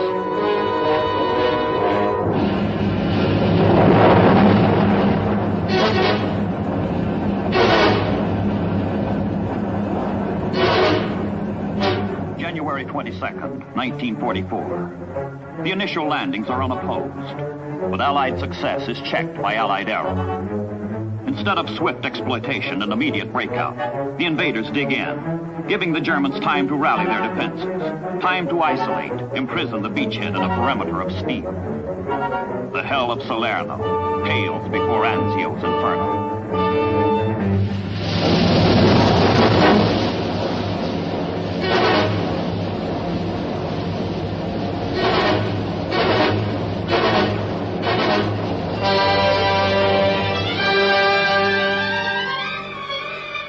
From captured bases at Foggia, Allied airmen fly to the rescue of their frantic comrades at sea and on land. Sailors and soldiers whose blood holds Anzio. And from the Balkans, the Germans bring in more planes to slaughter the precarious invaders.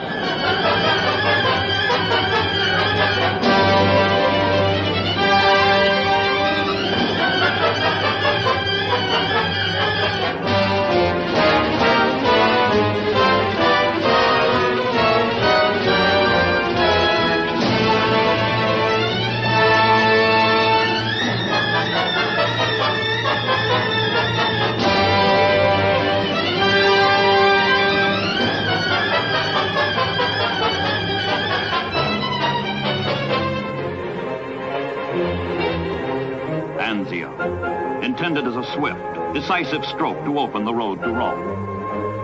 Anzio, in reality, 123 days of incessant carnage. A long-drawn nightmare.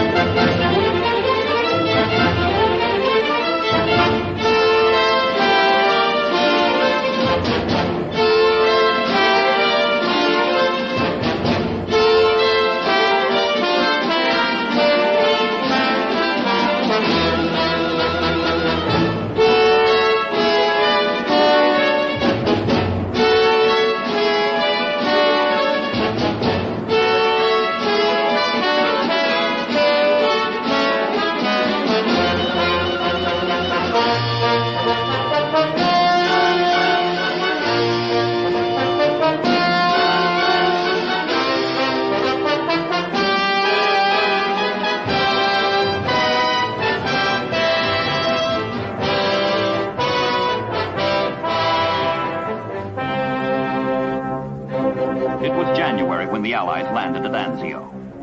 It is May when the Germans collapse. 3 crack Nazi divisions have been destroyed. 30,000 young men are lost to Hitler.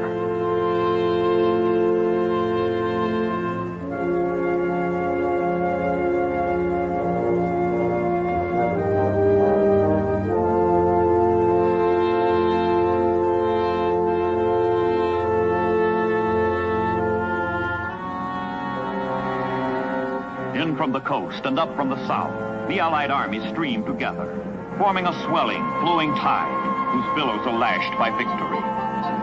The march begins. The march to Rome.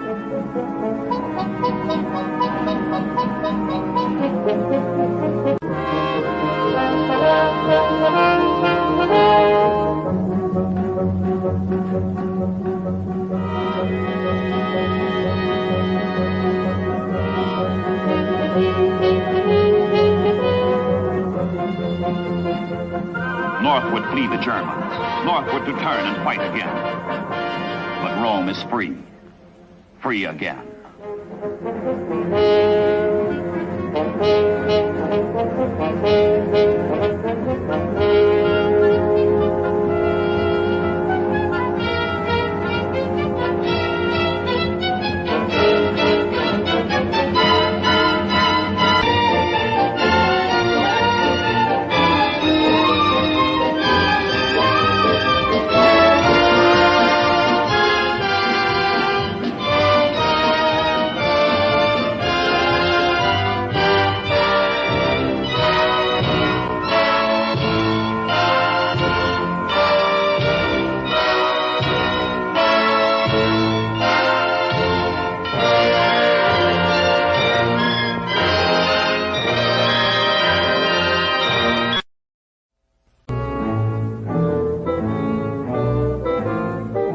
On June the 6th, 1944, an Allied expeditionary force will invade the continent of Europe. That day must come.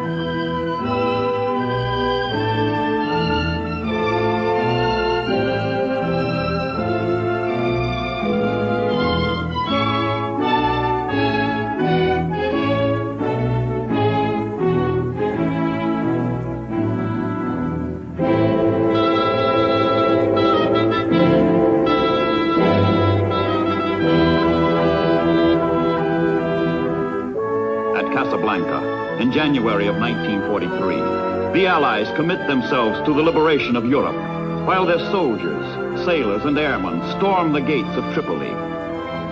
North Africa is yet to be won, but the combined chiefs of staff speak their distant dream to cross the Channel, return to the continent. The chiefs of state christen this supreme operation with a noble code name, Overlord. In London, a year later, the Supreme Commander, Allied Expeditionary Forces, General Eisenhower, takes up the task of piercing the heart of Germany and destroying her armed forces. But across the narrow English Channel lies the ultimate barrier, Hitler's Atlantic Wall, formidable guardian of Festung Europa, the fortress of Europe.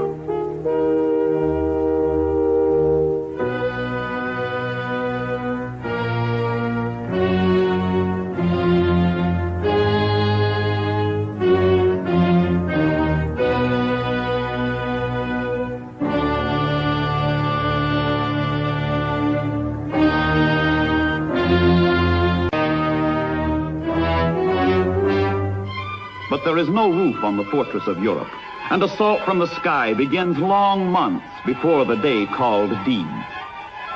This is the key that unlocks the gate.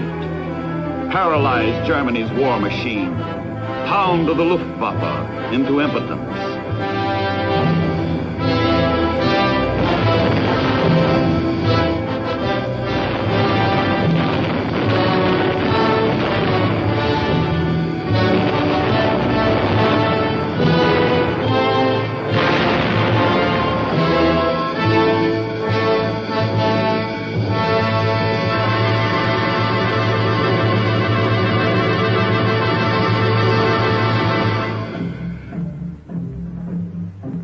And the troops, the men, southward to the embarkation ports, southward to destiny.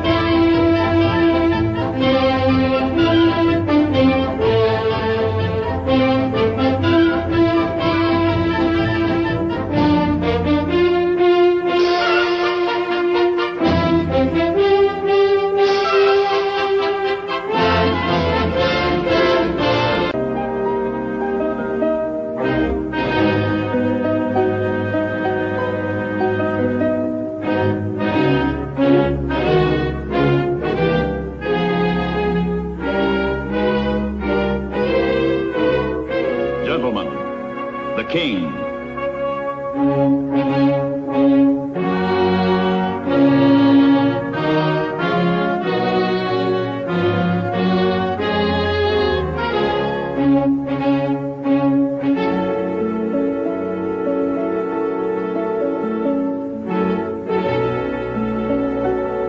From Falmouth, from Portland, from Plymouth, from Weymouth, the ships depart. From different ports, the ships sail at varying intervals to arrive at the 5 landing beaches together. 5 beaches stretched 60 miles over the coast of France.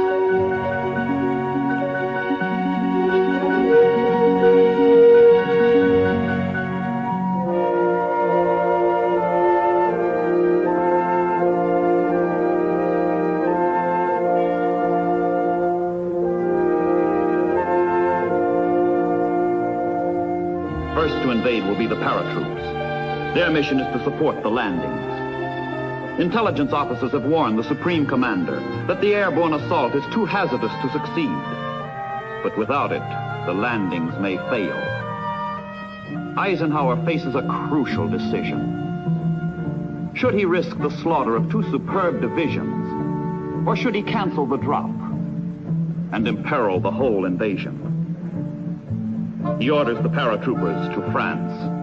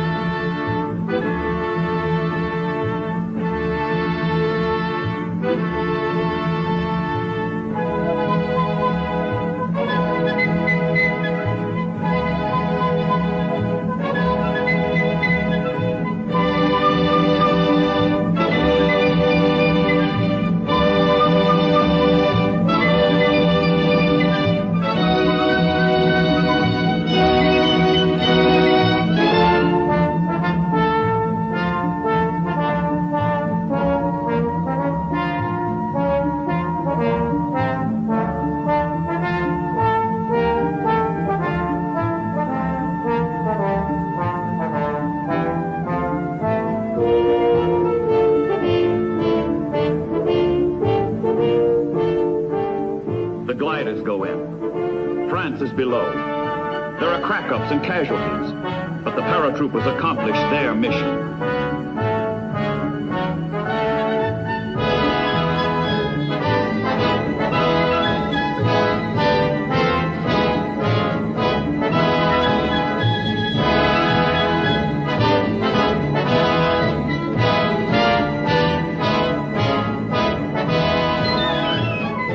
Tactical air squadrons fly 5,000 sorties to support the amphibious assault.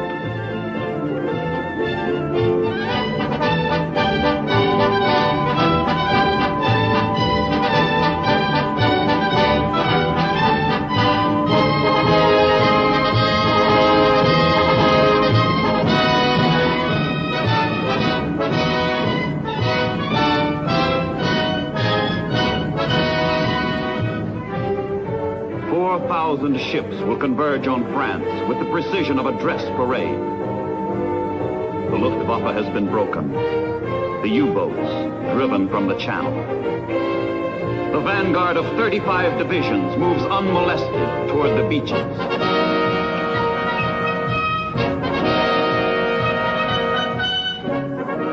Warships prepare to open the assault with a barrage of gunfire. Battleship Nevada is there, torpedoed at Pearl Harbor, a flagship at Normandy. Naval guns open the Western Front.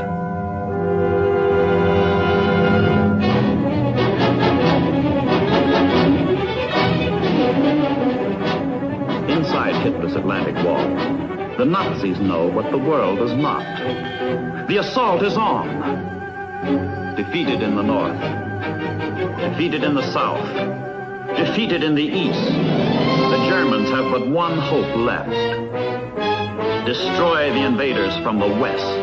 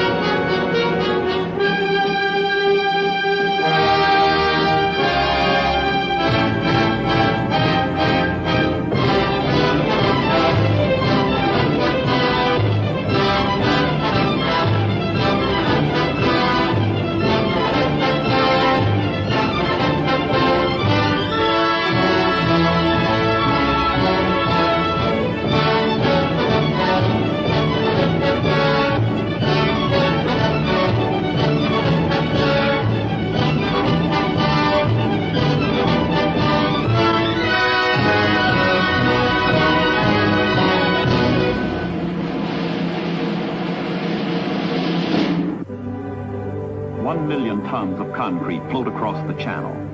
Artificial docks called mulberries to hide their top-secret purpose. Huge, hollow blocks of cement that will be sunk offshore, forming piers.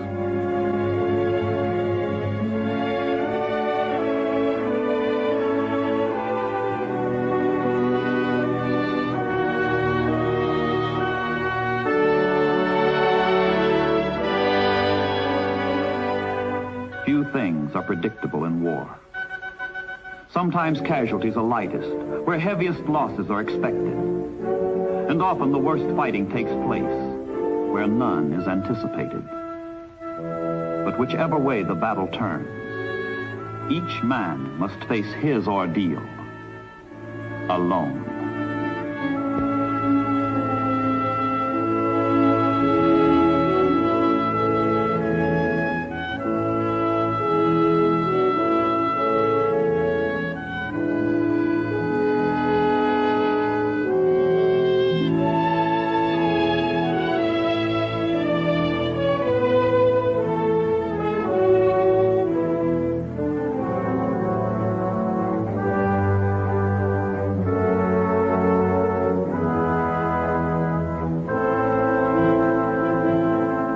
Merchant ships are deliberately sunk to build a breakwater that shelters the shore under its lee. Together with the mulberry units, they form a man-made harbor. Tons of supplies pour in with the invading troops, not afterwards when it might be too late.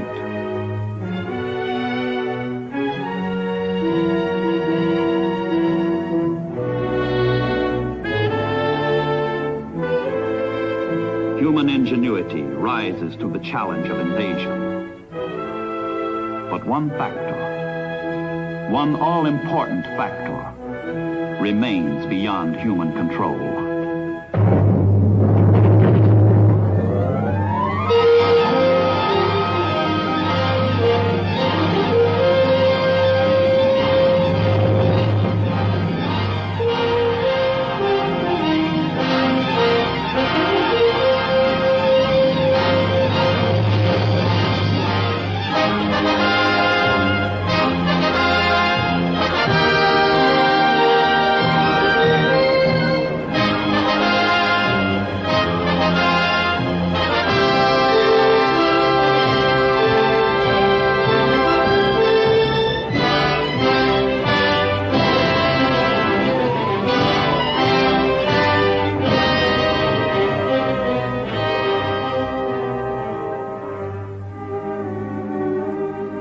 The might of the German army, navy, and air force is unable to do. The worst channel storm in 80 years almost does. But the invaders hold the beaches. And in the ports of England, wave after wave is mounted to build and broaden the landings. The Allied Expeditionary Naval Forces execute their mission to assure the safe and timely arrival of troops, weapons, supplies. A mission which will have a profound effect on the history of man.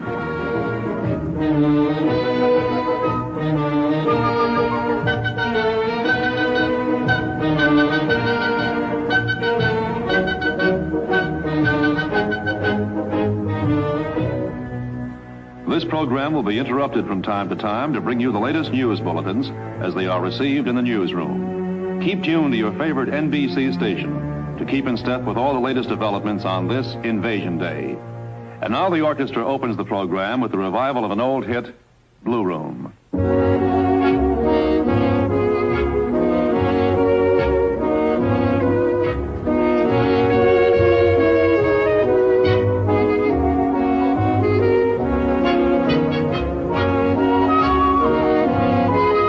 Ladies and gentlemen, we interrupt this program to bring you a special broadcast. This is George Hicks speaking. I'm now speaking from the tower above the signal bridge of an American naval flagship. And we're lying some few miles off the coast of France, where the invasion of Europe has begun. It is now 20 minutes to 6.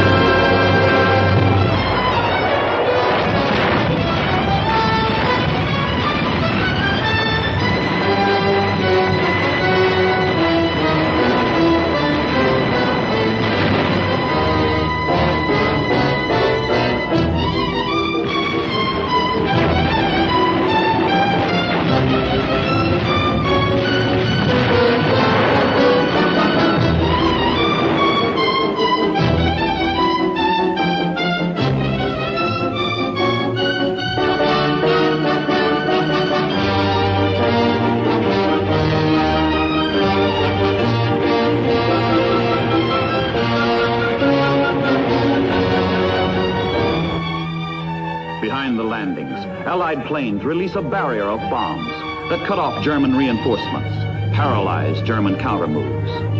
Every road, every bridge, every rail line, every canal, all the way back into Germany, is smashed, isolating the French beaches.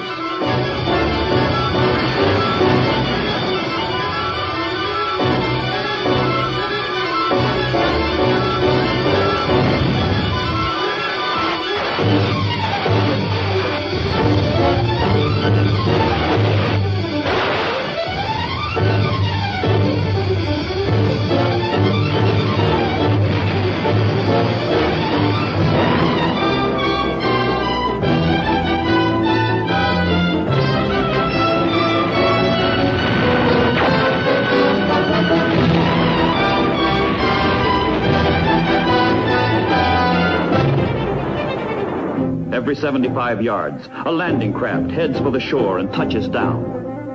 Resistance is furious from German suicide squads, but the Americans go in and hang on by their guts.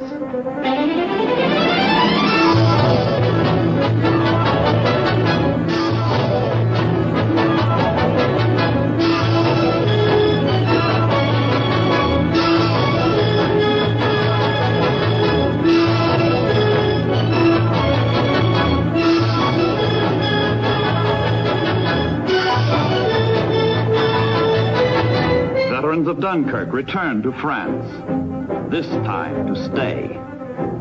The British soldiers who beat Rommel on the sands of Africa helped destroy him on the sands of Europe.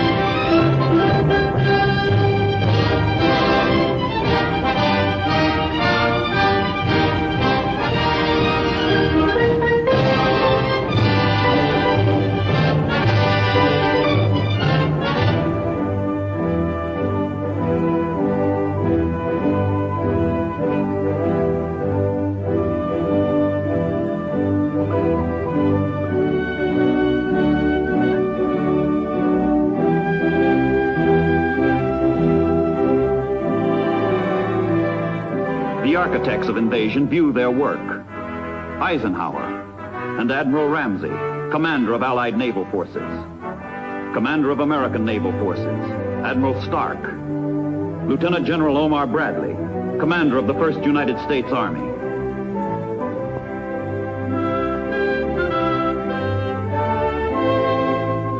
Field Marshal Montgomery of El Alamein, commander of Allied ground forces. After invasion, the breakout, the swelling Allied armies stream inland into Europe.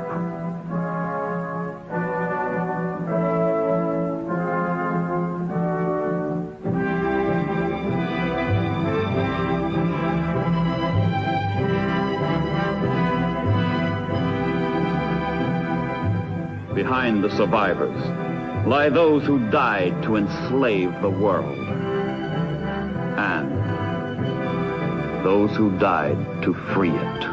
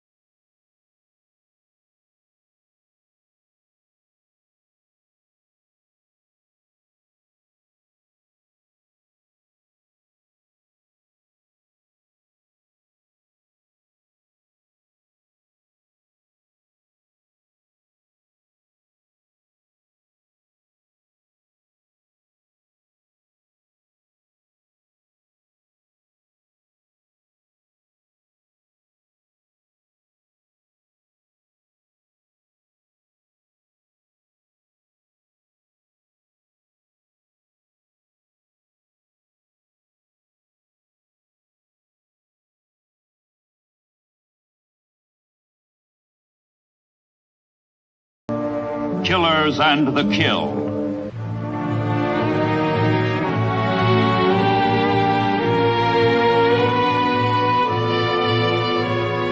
The U-boat will decide the outcome of the war. This is what Hitler is telling the Germans as his underwater sailors harvest victory after victory in the Battle of the Atlantic. The realities support him in mid-1943. The massacre by German submarines is costing the American republics and the British Empire millions of dollars. Thousands of Allied sailors are dead. And for this, Hitler honors his naval high command.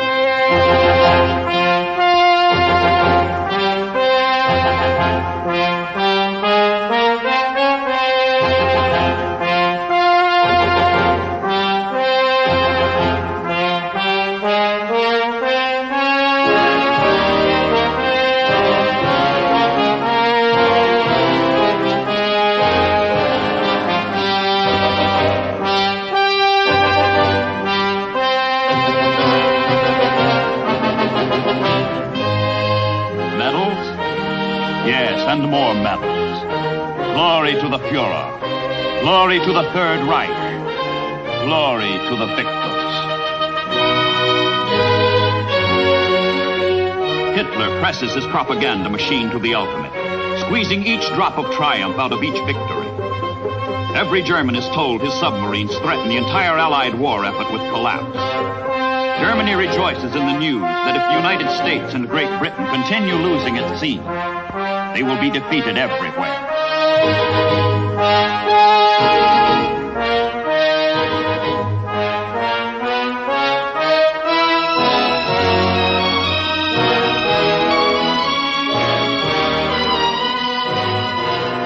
Hitler, whose pride has been his army, is now convinced that submarines deserve top priority in his war economy. Newer and deadlier U-boats are put into mass production.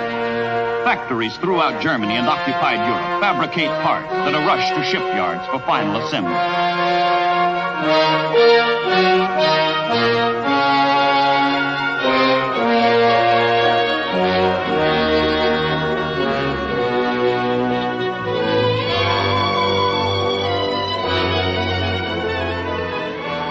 But as the Nazis turn out newer and more murderous models, the doom of the submarine is being sealed by the Allies.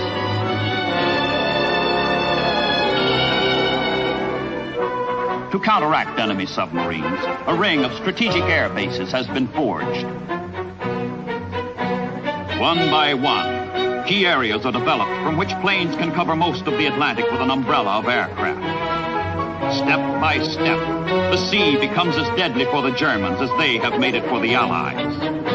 Arc by arc, in 600-mile sweeps, planes encompass the North Atlantic. Sector by sector, aircraft, one of the most potent of anti-submarine weapons, spreads its protection over ocean routes and coastal lanes. Base by base, planes reach out, curtailing the range and speed of the U-boats by keeping them submerged. Area by area, protection grows as the mere presence of aircraft overhead discourages attacks on convoys, breaking the morale of U-boat crews.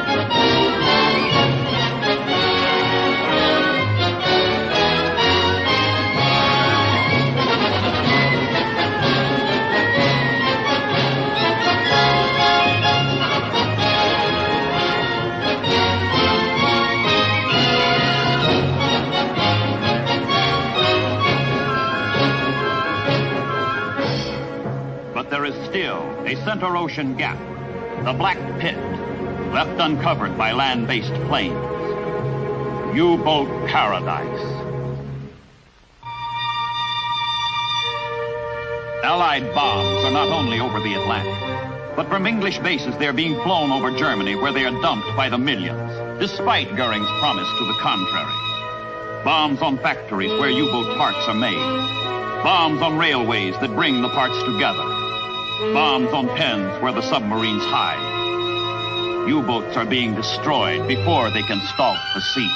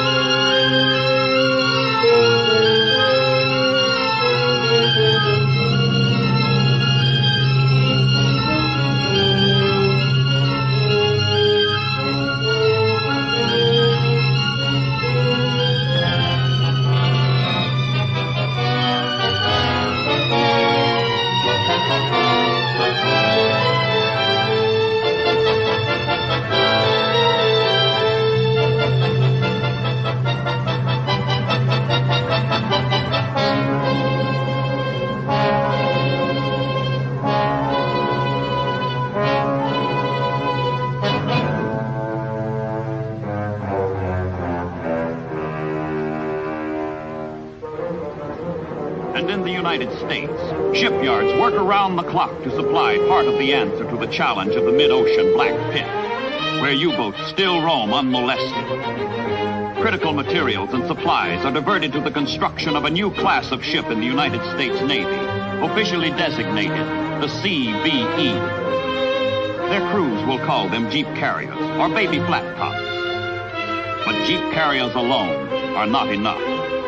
The Navy begins training pilot candidates with special aptitudes and building the planes for those who pass the rigid test. All three elements of the plan, building the ships, training the men, turning out the planes, progress simultaneously in an all-out effort aimed at killing enemy submarines.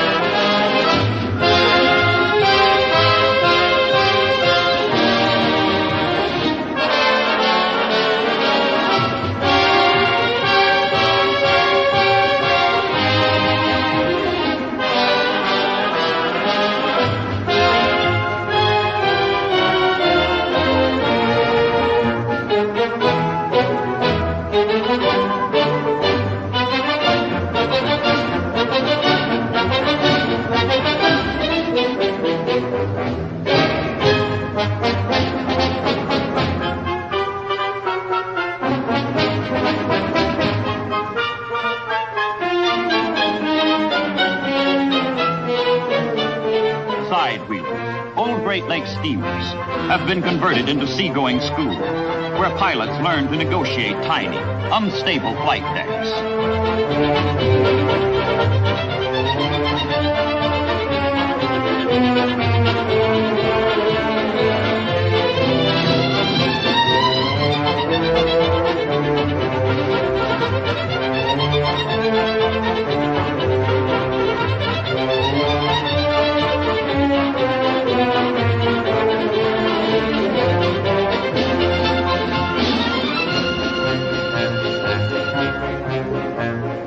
Baby flat tops, small but tough. A new dimension in convoy protection has been added.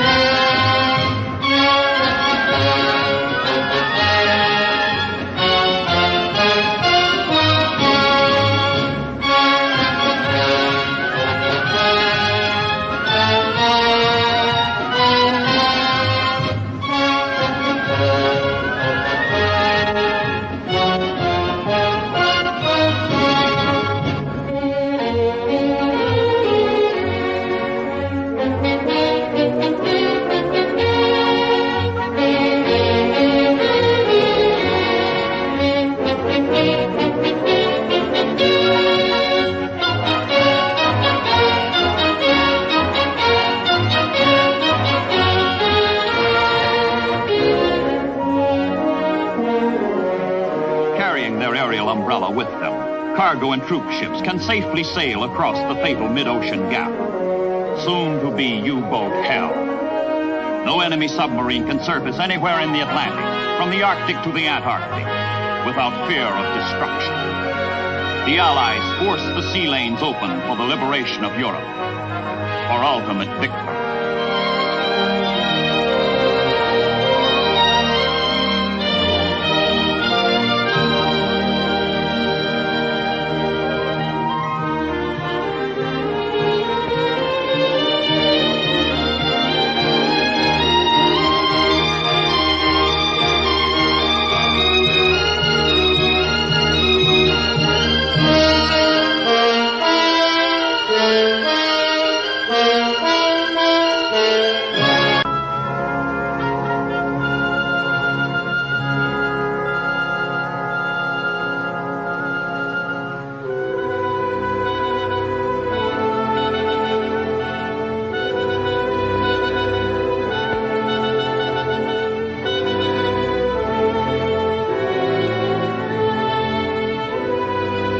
Many a U-boat's death is plotted in research centers, where extraordinary instruments are invented and perfected to aid in detection, pursuit, and the fight.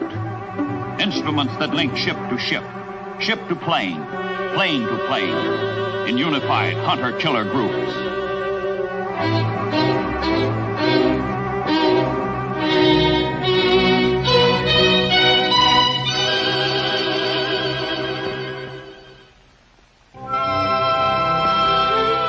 The Jeep carrier, Guadalcanal, has one of the most exciting tales to tell of the Allied victory in the Battle of the Atlantic. On June the 4th, 1944, 2 days before the Normandy invasion, the Guadalcanal, with escorts, is cruising off the Azores in search of prowling submarines. She already has 4 kills to her credit and is looking for more, but this time with an added flourish. She has her heart set not on sinking another submarine, but on capturing one. All hands in the task group are looking for trouble.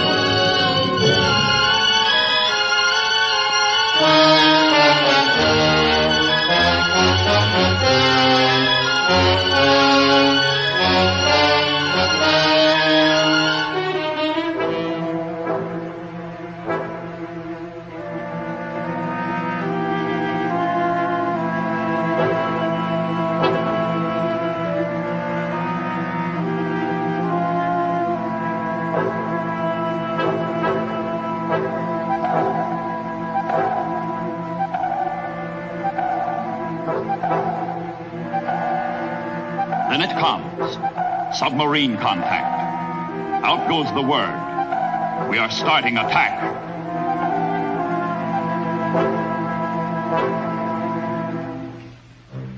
Inside the unsuspecting submarine, everything is relaxed and routine. It is Sunday and the Germans are taking it easy. But there is a surprise in store for them.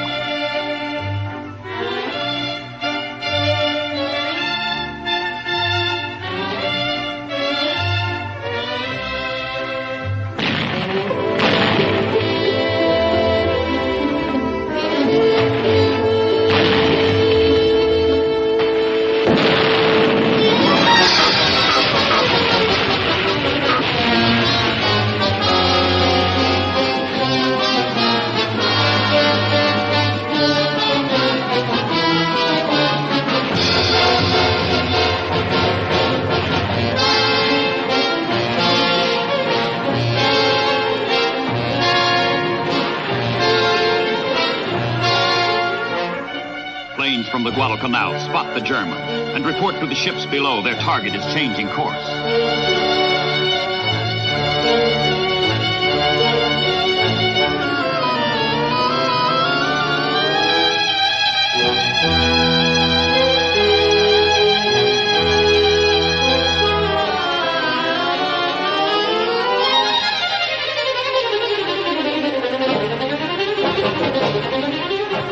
The plane swoops down to mark the U-boat's location with machine gun fire.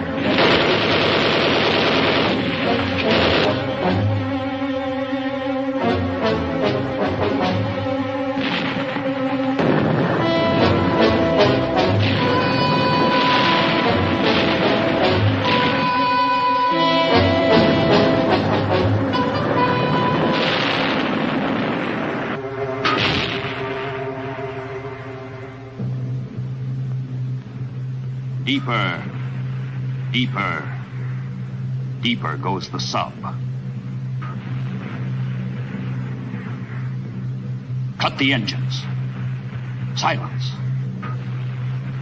But there is no escape.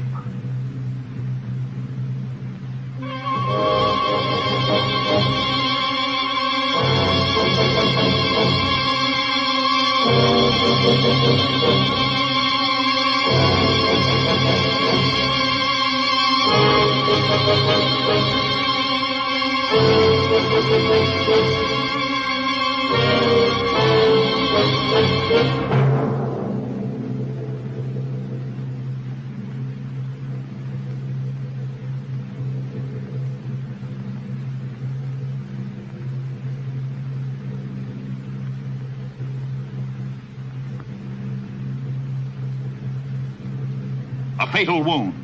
The sub must die below, or fight it out on the surface.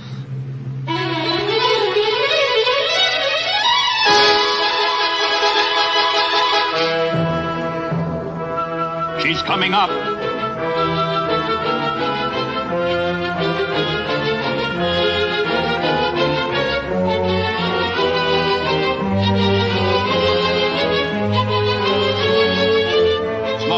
Guns take the submarine under fire to keep her crew from using their deck gun and force them to abandon their boat.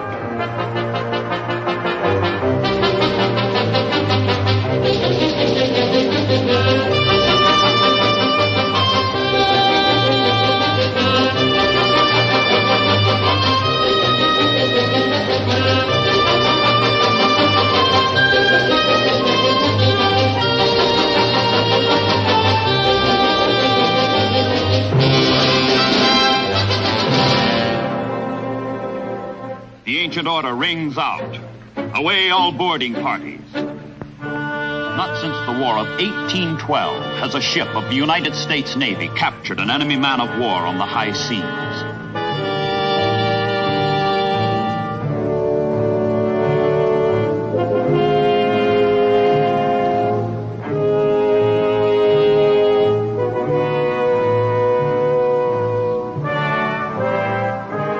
German sailors are taken prisoner, including the captain of U-505. Only one has been killed.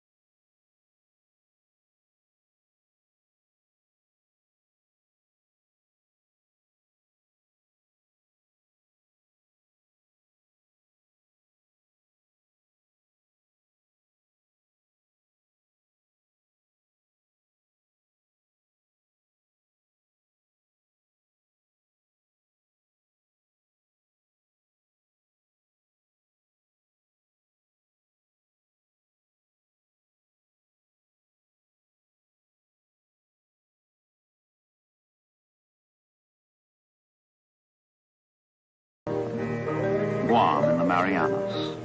Guam in the late 1930s. Guam in the twilight of peace.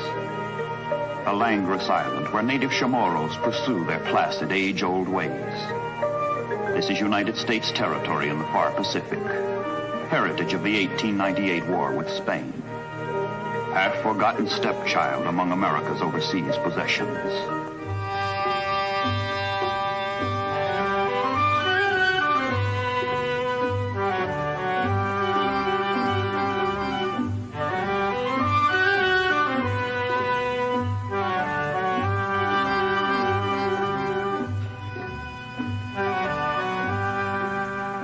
Under the guardianship of the United States Navy, life has remained serene, unruffled. But the pattern of history is changing, and naval authorities on Guam plead in vain with Congress to fortify the strategic island while time remains. Peace is but a mask behind which lurks the ugly face of war. Already Japanese bayonets cast lengthening shadows on Guam and on its people.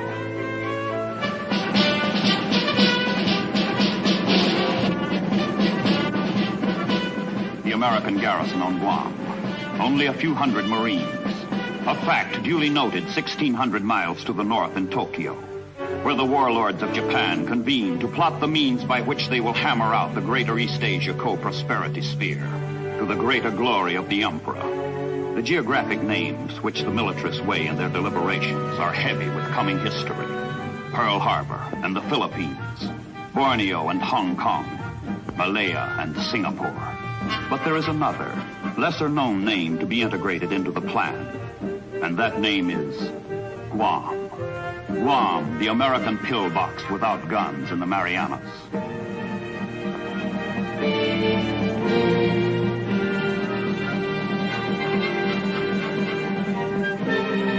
Saipan, Tinian, Rota are Japanese. Southernmost is Guam, and Guam is doomed.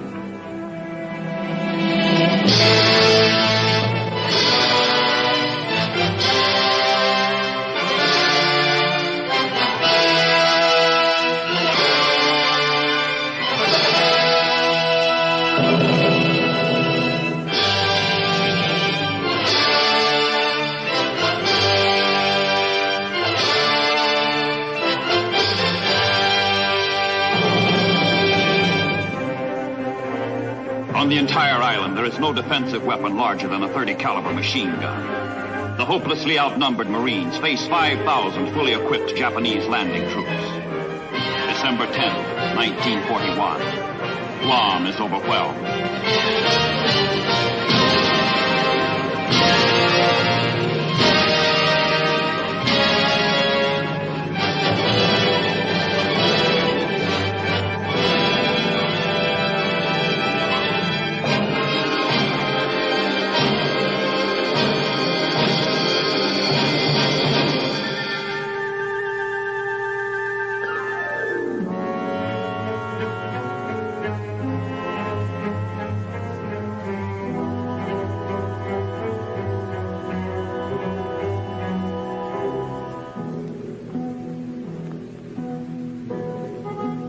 Guam is now Japanese. But the sun has set for the Chamorros, and during the long night ahead, Guam is forced to muster with Saipan and Tinian, and the three islands form a cluster of death traps across the path leading north to Japan, west to the Philippines. With every passing month of occupation, the Japanese impose increasingly harsh restrictions on Guam and its people, using every device of pressure and propaganda to integrate forever the island into their empire.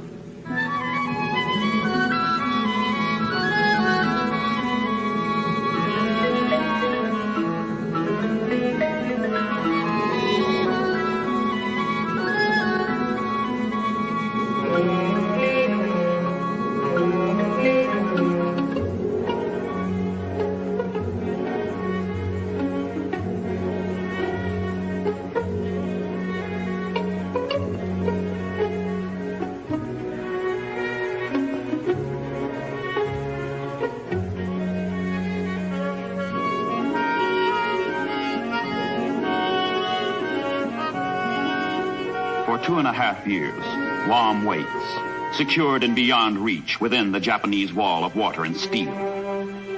But in June 1944, incredibly, miraculously,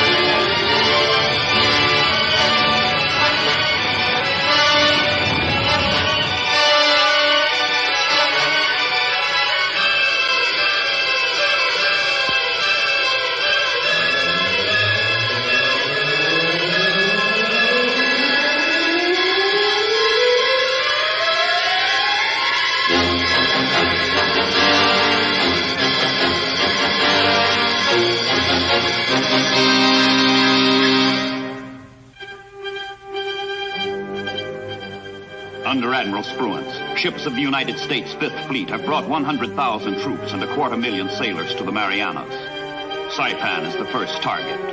Saipan, headquarters of Japan's Central Pacific Fleet, commanded by Admiral Nagumo, the same Nagumo who smashed Pearl Harbor. Saipan, whose loss rings from the Emperor's supreme naval advisor the anguished cry, "Hell is upon us."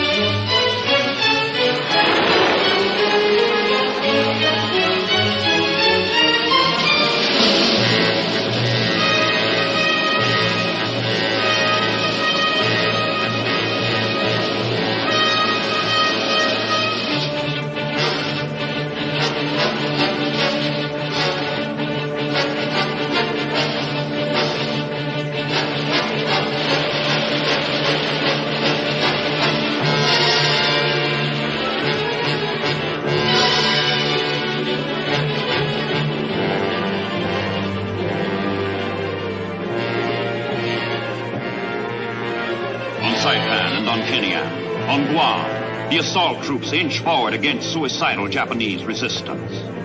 And while soldiers and Marines struggle for each yard of earth, far to the west, many leagues seaward, another battle is shaping. A Japanese carrier force from bases in the Philippines sets out to crush the American landings. But the approach of the Japanese fleet has been spotted by American submarines, its position betrayed, its course plotted. The Japanese pilots, most of them young and inexperienced, are marked for death before they start. The Americans are waiting. The Americans are armed. The Americans are prepared. American carrier planes are brilliantly deployed to meet the oncoming Japanese. The ensuing battle is a slaughter, a rout, a turkey shoot.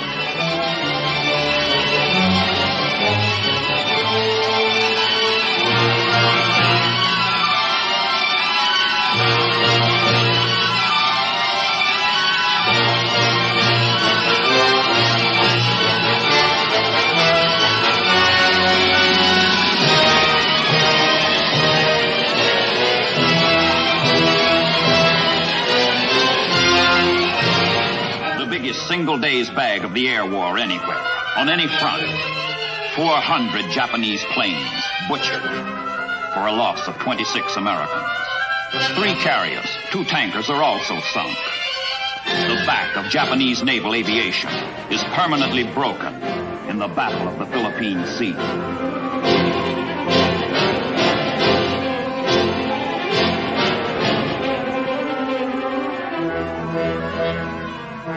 With the Imperial Japanese Navy beaten off, the troops, under Marine General Holland Smith, commander of the 5th Amphibious Force, set their sights for the grueling conquest of the Marianas.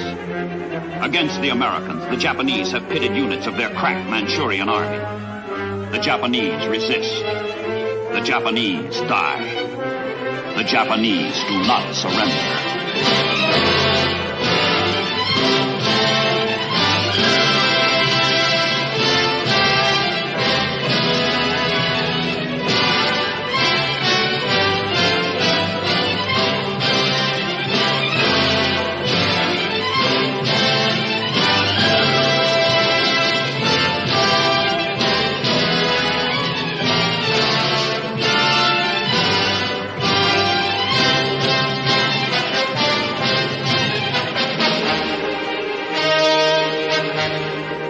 17,000 Japanese fall in the battle for Guam. Last-ditch defenders are blasted from caves or commit suicide by leaping to death.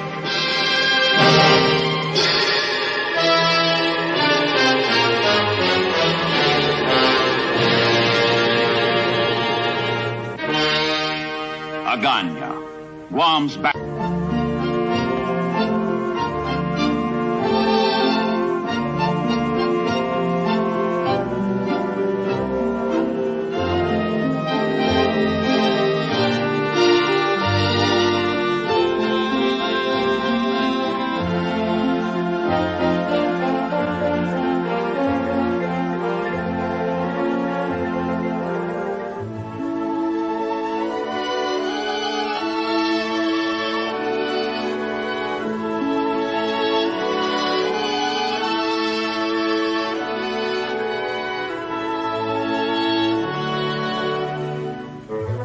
The ordeal of survival is over.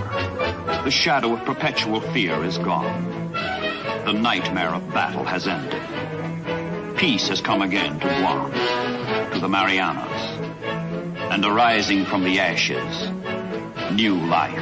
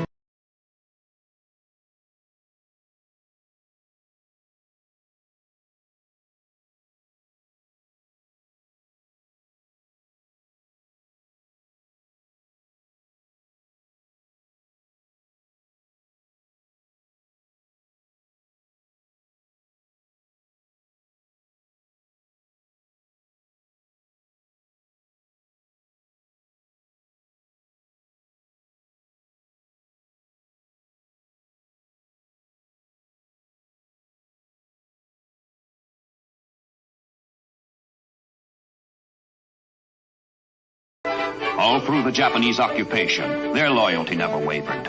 They knew the Americans would come back one day. The Americans have come. The day has come.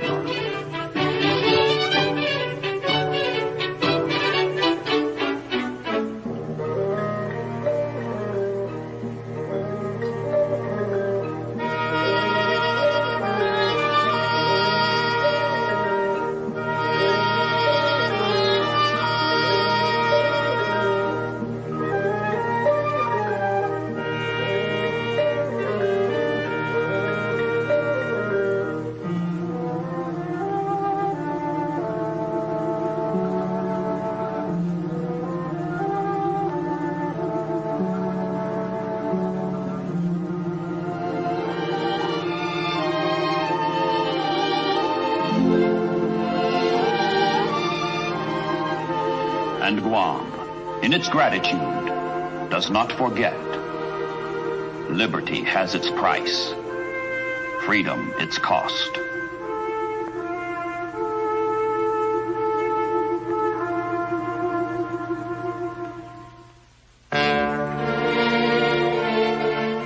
But the work of war must still be done on Guam. Deep inside the boundaries of the Japanese Empire, 1,000 miles forward from the last conquered base at Eniwetok, naval construction battalions, the Seabees, with Marine and Army engineers, take over from those whose job it was to destroy.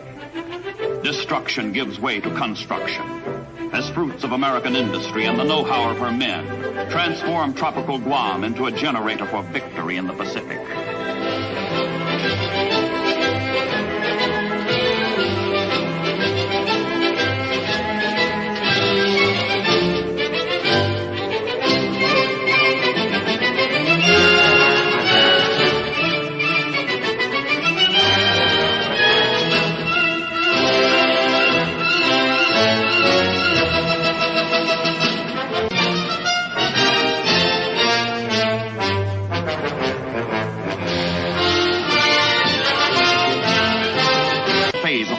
Far East.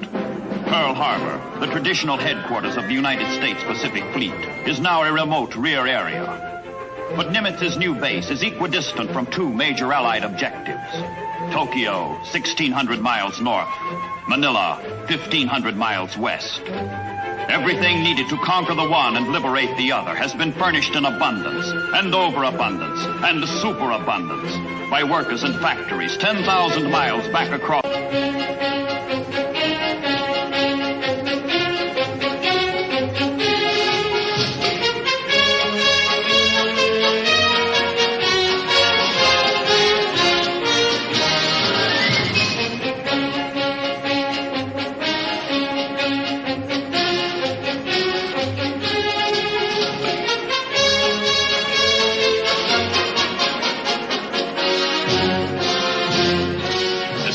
Bases for operation.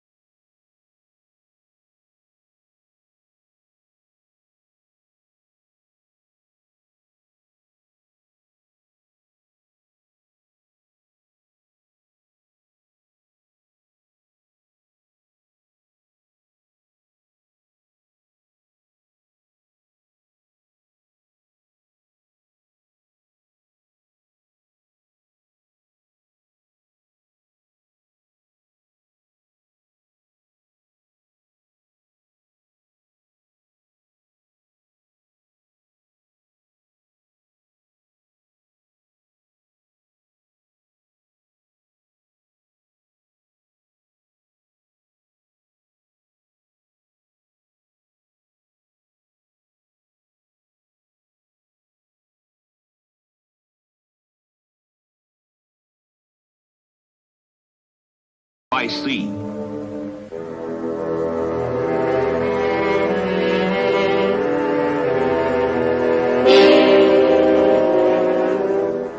These men are called Marines.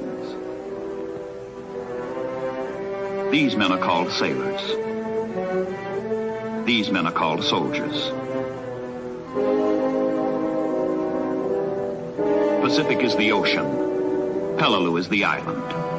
1944 is the year.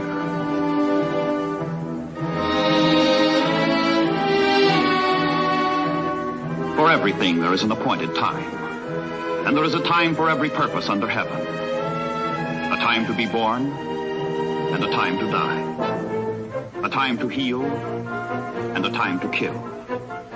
A time to build up and a time to break down.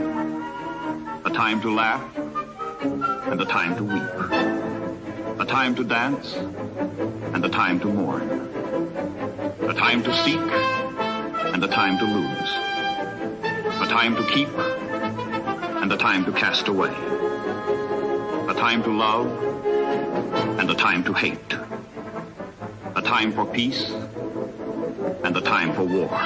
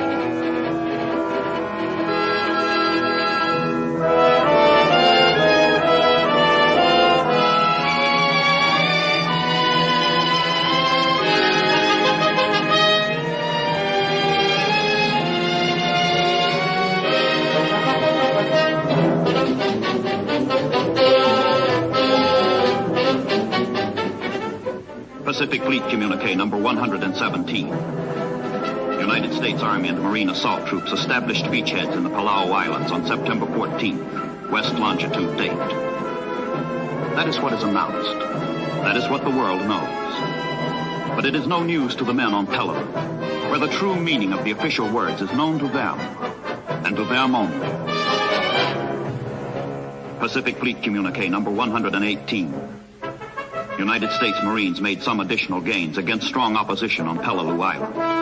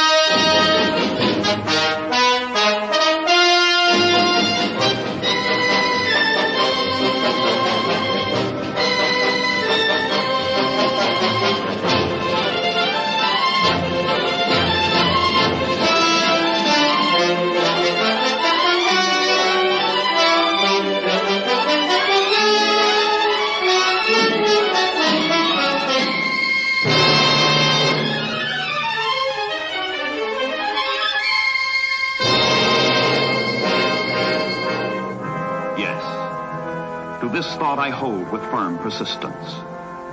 The last result of wisdom stamps it true. He only earns his freedom and existence, who daily conquers them anew.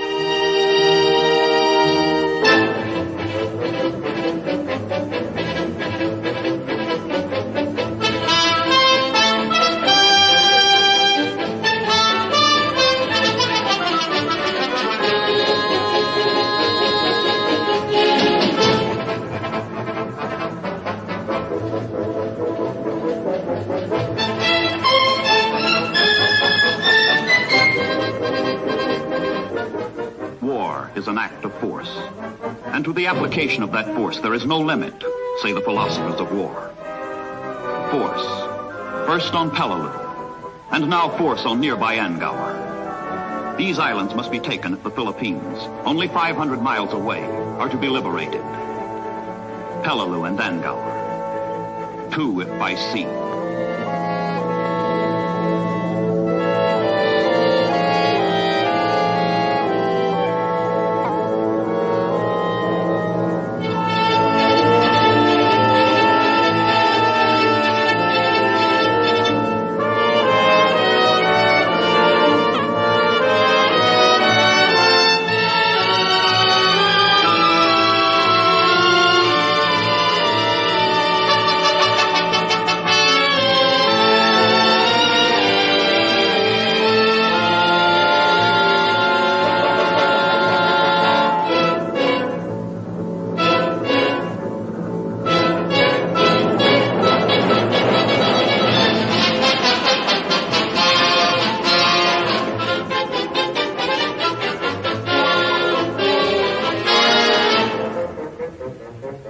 Pacific Fleet Communique number 120.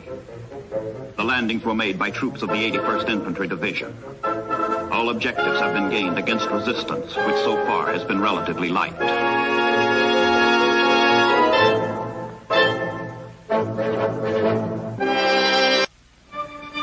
Pacific Fleet.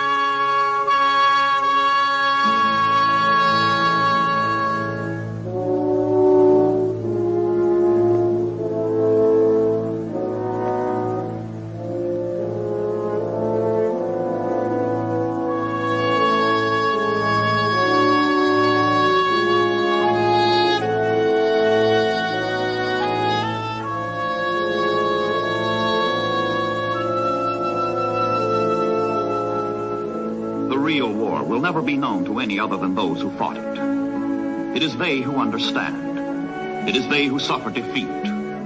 It is they who conquer. These are the men into whose hands society has placed its means of survival today, its prayers for tomorrow. They have fought a good fight.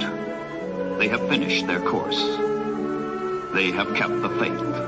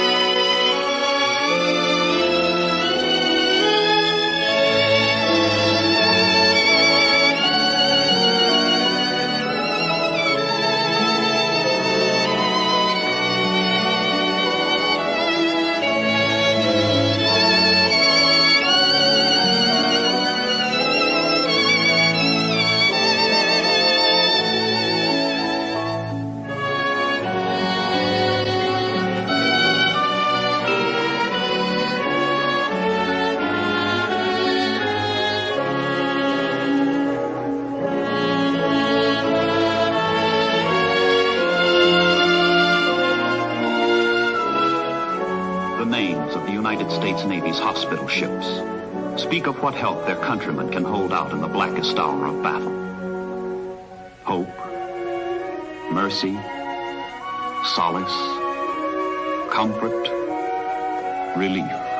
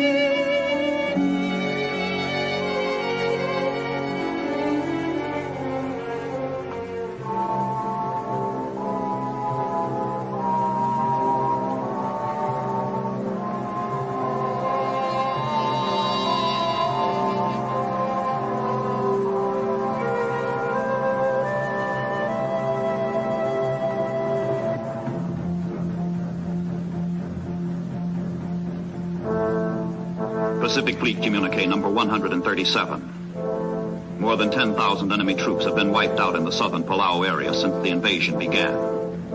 Elimination of the remnants of the Japanese defenders continues.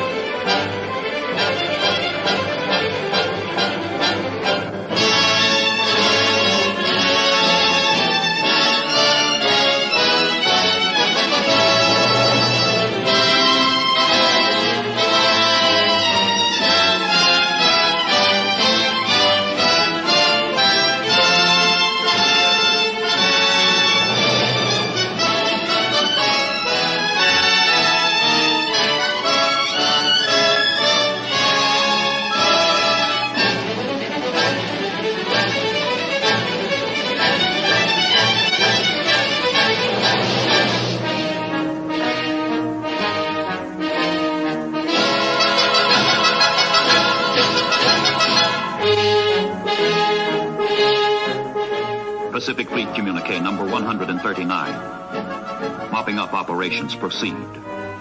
The difficult work of routing out enemy troops from nearly inaccessible caves continues.